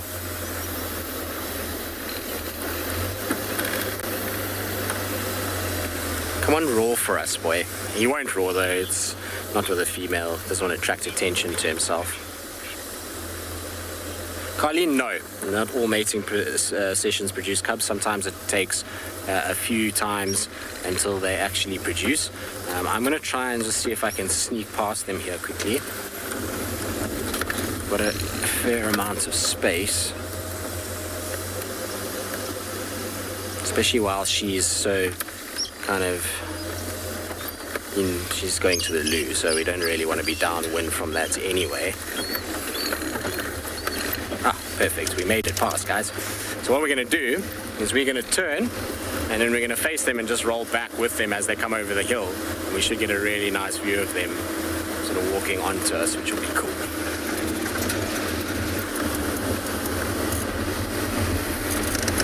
Now, we just don't want them to mate before they get to us. So we'll start from up here. It'll be a little bit of a long distance view for now, and then as they start coming, we'll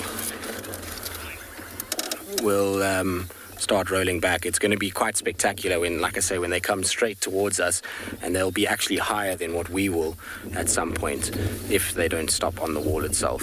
She looks like she's slowing down a little bit.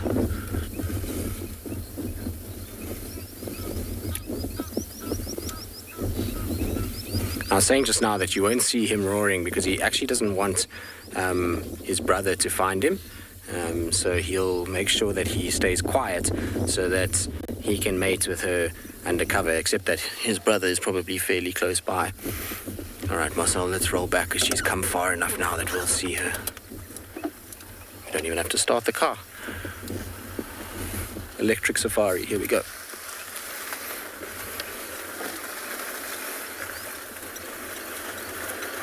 Come on, do it. If they mate right here in front of us, it's going to be pretty spectacular. How's that, Marcel? That's good. Marcel says that's good. There we go. That will do, pig, exactly. As the famous lines go.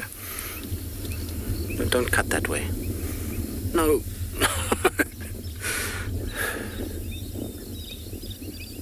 We're supposed to walk straight towards us, not off to the left. I mean, right, my right. And then lie down behind the only bit of concrete that is in the entire way. Almost worked. He's laid down now as well, a little bit further ahead. Unfortunately, they're just a little bit far for the IR light, because I was hoping that we'd get them just coming straight at us. I'm also surprised that he stopped where he did, and he didn't follow her all the way through to come and actually mate with her. Often when they walk like this, he follows right behind, and then as soon as she sits, he tries to actually mount her. Oh, there's a scrub here that's playing with its life too, in front of this lioness. It's going to pop out fairly shortly. Behind that little block, you just see its eye. There it comes. Yes, male lion, scrub hair. Isn't that a cool view? That's what a scrub hair will think a male lion looks like in terms of size. By a little scrub hair.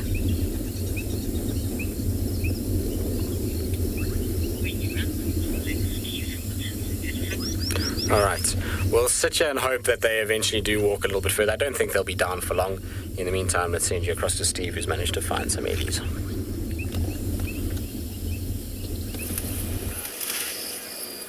Welcome back over to Djuma, everybody, where we've caught up with a herd of elephants. This fellow was a little bit naughty a moment ago. We were driving past. He decided to show us how big and strong he was. He came running towards us with his head shaking. As soon as we stopped, he pretended as if he hadn't behaved like that at all and started eating again. You might notice that we are in the infrared spectrum. It's very dark. The elephant's feeding on, it looks like grass there. Notice when he eats,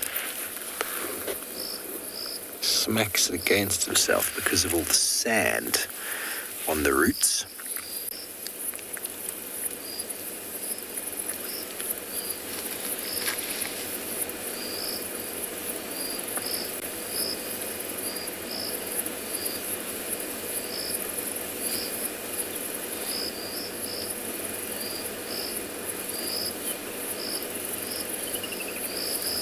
You get enough in your mouth there.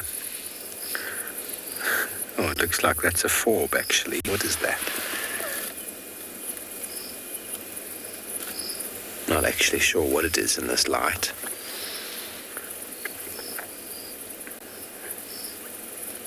Barely touched sides, though.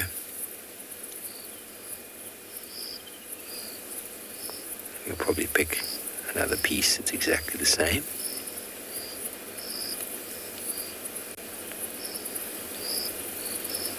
More elephants at the back. There's a whole breeding herd of them here. Very peaceful. A little youngster on the left of Mum. Hello, Mum.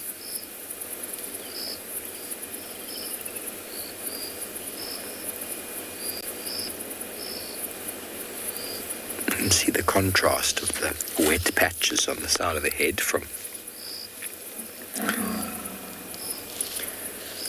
streaming. Something stressed them. They don't seem to be too stressed. It's a time of plenty. Time of plenty of water, plenty of food. Maybe this youngster's being a little bit too deliberate with the need to suckle. Kitty, elephants, females start breeding from as early as 9-10 years old. It's very early. Bulls, though, generally aren't breeding until they're in their 30s. So it's a very big difference in the age gap there. Bulls need to prove themselves. Biggest and strongest. So Sometimes some young bulls will mate, but generally they're late 30s into the 20s at the earliest. Sorry, the late 20s into the 30s in the earliest males. But females can breed as early as 9. Stations at Kalahari,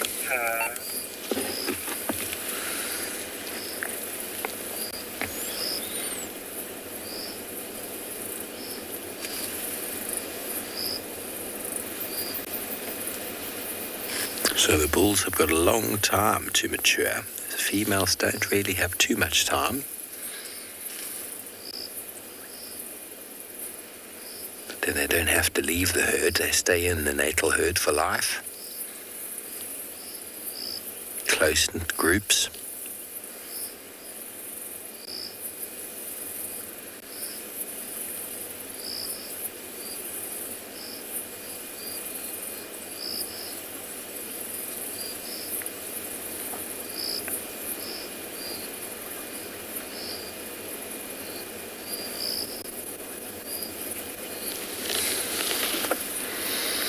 Lana, elephants sleep whenever they want to. There's no specific time. Sometimes they'll sleep in the heat of the day. Sometimes they'll sleep in the middle of the night. It can be at any time. They don't have to lie down either to sleep. You often find the youngsters lying down. Adults, though, will often stand right where they are, sleep standing.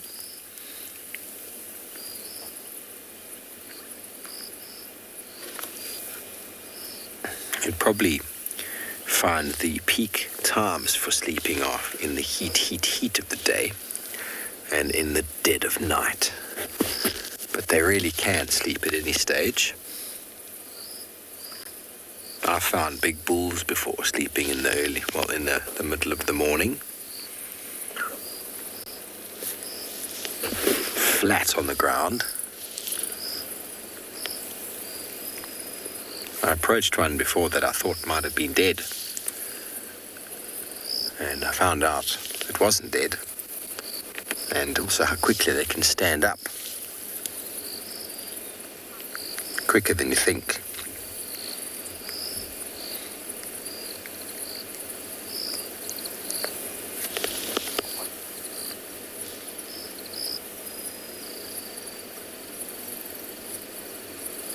But they do feed for an enormous period of the day and night. 20 odd hours at least they're feeding.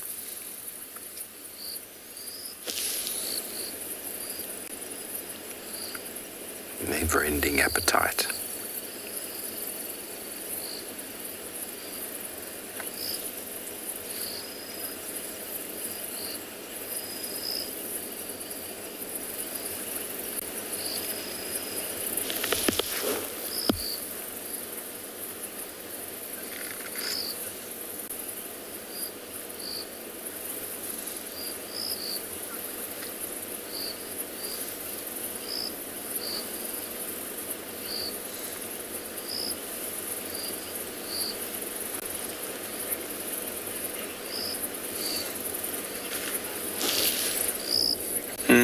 Erica was a very adorable little baby elephant.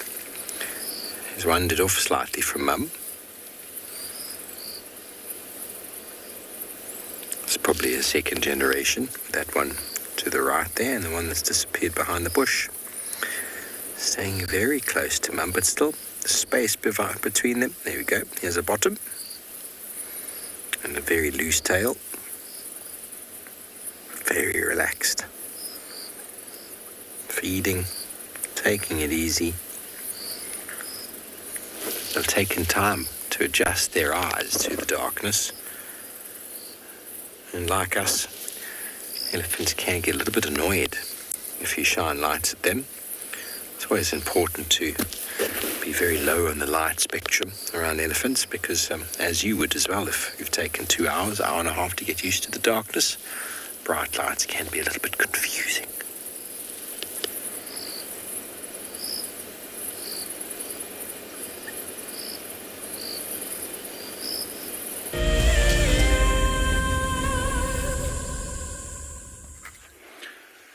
So guys, yeah, just an update on the two cheetahs.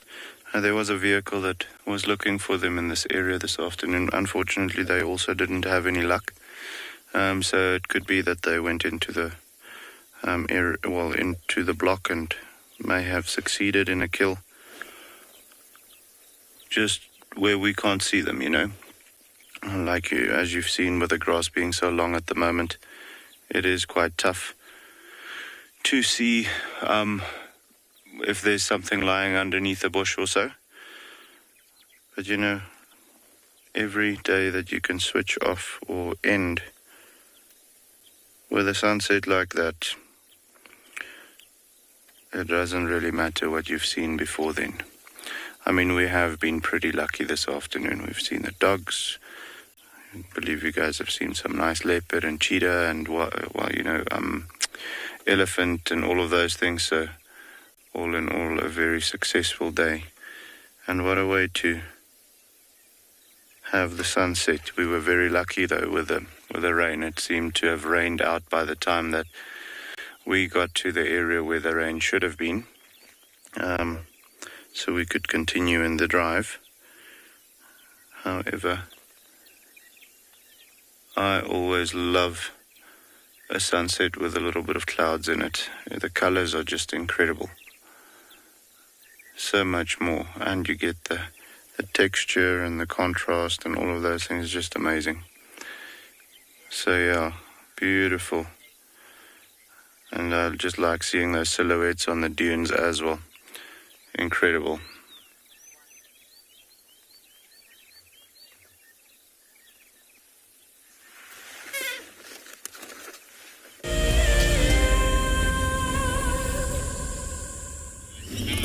Well, I must be honest, I'm super excited, not because of the lions, I'm sorry to say, but because I just heard a wood owl. Now, I haven't seen a wood owl in the northern Sabi Sands ever, or even heard one, but I've just heard one calling in the drainage line behind Chitwa, so that's going to be an operation for the next few days, is to try and see if we can come and find that wood owl. That would be a really nice find for us. It has such a cool little call. It sounds like it's laughing. Maybe I can find the call quickly if we've got enough time. I'll try. Also, the other thing is that Michael Friedrich came back to us and said it's actually a tortured lioness, which is very interesting. Not an Inkuhuma, so I suppose that makes sense given the tortureds we were on Chitwa yesterday. That is about right. Okay, so here's the wood owl call.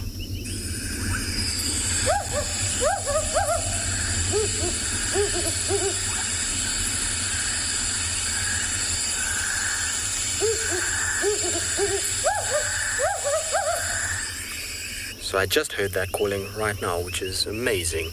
Must be in one of those big trees in that drainage line. We'll have to go have a little look around and see if we can't find it.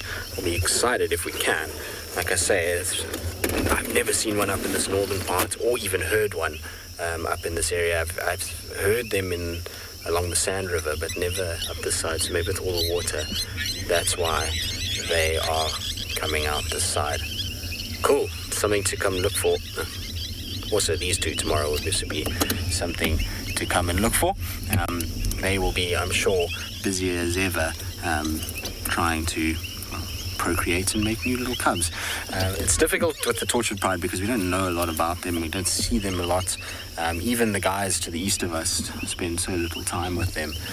They don't really get an opportunity to know them very, very well. They find that they, spend a lot of time in Kruger, and they have those two new males that often mate with them. So it's interesting that she's on Chitwa at the moment, and actually kind of mating with one of the evokers. Come on, finish up with the mating, you two. They're so far apart, I don't think we're going to see a mating. I wonder if the lions got a shock from that wood owl, because they both just were flat and went straight up when they heard it as well. Oh, she's going to yawn. Maybe we can extend a few minutes. I don't know if it's possible. Let's see. I'll wait and hear in my ear if we can. Often yawning is a sign that she might get up. No, so we're not going to be able to, unfortunately. Anyway, hope that you all enjoyed the evening. We'll see you all bright and early tomorrow on the Sunrise Safari.